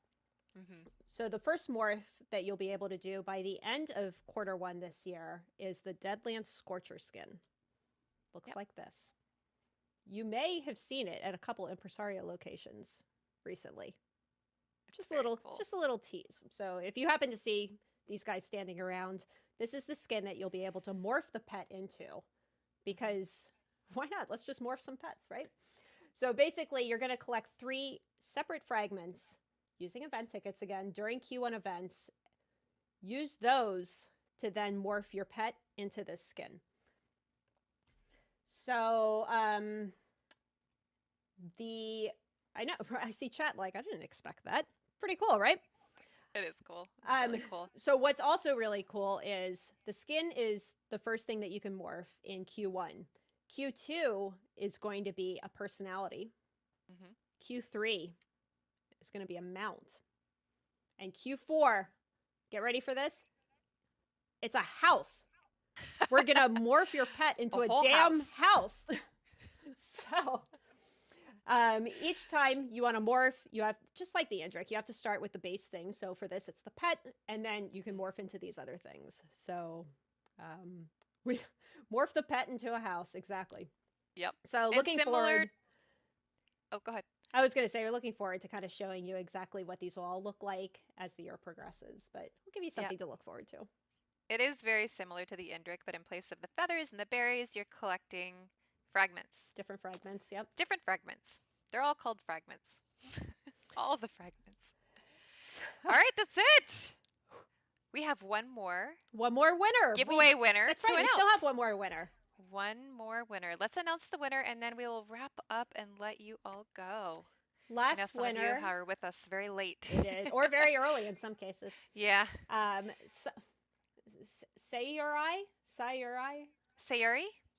Say your Sayuri. I. Everyone say your I. Last winner for this evening. So congrats to all of our winners. You will be getting these prize packs. And if you're interested in purchasing any of these things, if you didn't win, you can from the gear store. North America and Europe, I believe, right? Yes. And don't forget, they are running that 20% off flash sale until the 27th at midnight for all in-stock ESO items. You can purchase any of these things, any of the things we showed off on stream, some of the older items if you haven't had a chance to pick them up yet. And don't forget to sign up to get notified if you want this awesome chair for your beautiful Noble chair. Yeah. Whew. This was a long stream, you all. Thank you so much for spending time with us today. It's been a really exciting day. Don't forget, you can pre-purchase the Blackmoor chapter or the Blackmoor collection if you want all of the chapters right now. Blackwood, sorry. What'd you say? Not Blackmoor. Blackwood chapter. Thank you, Mike, in my ear. Oh, I muted him. That's why I didn't hear him. Oh, I He's heard still him. muted. There we go. Thank you, Mike. The Blackwood chapter. You can pre-purchase that now on the official Elder Scrolls site, on your favorite first-party stores, Sony, Microsoft. It's available everywhere. It's coming out June 1st for PC, Mac, Stadia, Steam, and Xbox and PlayStation on June 8th. Yep. And just a reminder, again, PTS is tomorrow. It'll probably be up, what would you say, Gianna, sometime in the afternoon? Probably around noonish, 1, 2. Yeah, early afternoon, I would say. How's that for an estimate? Maybe like 11, 12, 1, 2, 3, 4-ish. Yeah, maybe around 5, 6. It'll be probably early afternoon Eastern time. Yes. If I had to guess. If I was a betting man, I would go with that. All right, and as we mentioned, we are going to be posting that combat preview on the forums after the stream. We'll try and get it up as soon as we can. It will be sometime today, promise. Also, if you are in Europe or Australia or any of our other territories outside of North America, our lovely community managers from those areas will be running post shows throughout the next day or so. They're starting tomorrow. I think Australia is first in a few hours. They're going to be running some post shows, kind of recapping everything. Some will have interviews with some of our developers. So be sure and tune in because they have some really interesting stuff to show you too. That'd be great. And don't forget, if you are linked with your Twitch and ESO accounts, you do have to claim your drops. So between the pet and the crate, you do need to go into twitch.tv/drops. Make sure you claim. You have about 24 hours to do so. And once you do, you'll get your items in game. I think we did it. I think we did it. Yes. We made it. Made it to the end. Thank you. This was a fun Thank stream. you all so much for joining us for this ESO Live special and the Gates of Oblivion global reveal event. We did it. It's out. We can finally talk about it. I feel like it's been a secret for so long. I know. This will be a really fun year. Yes. Can't Thanks, wait everyone. to experience it with you all again. Have a great week. For sure. Thank you all so much. Bye.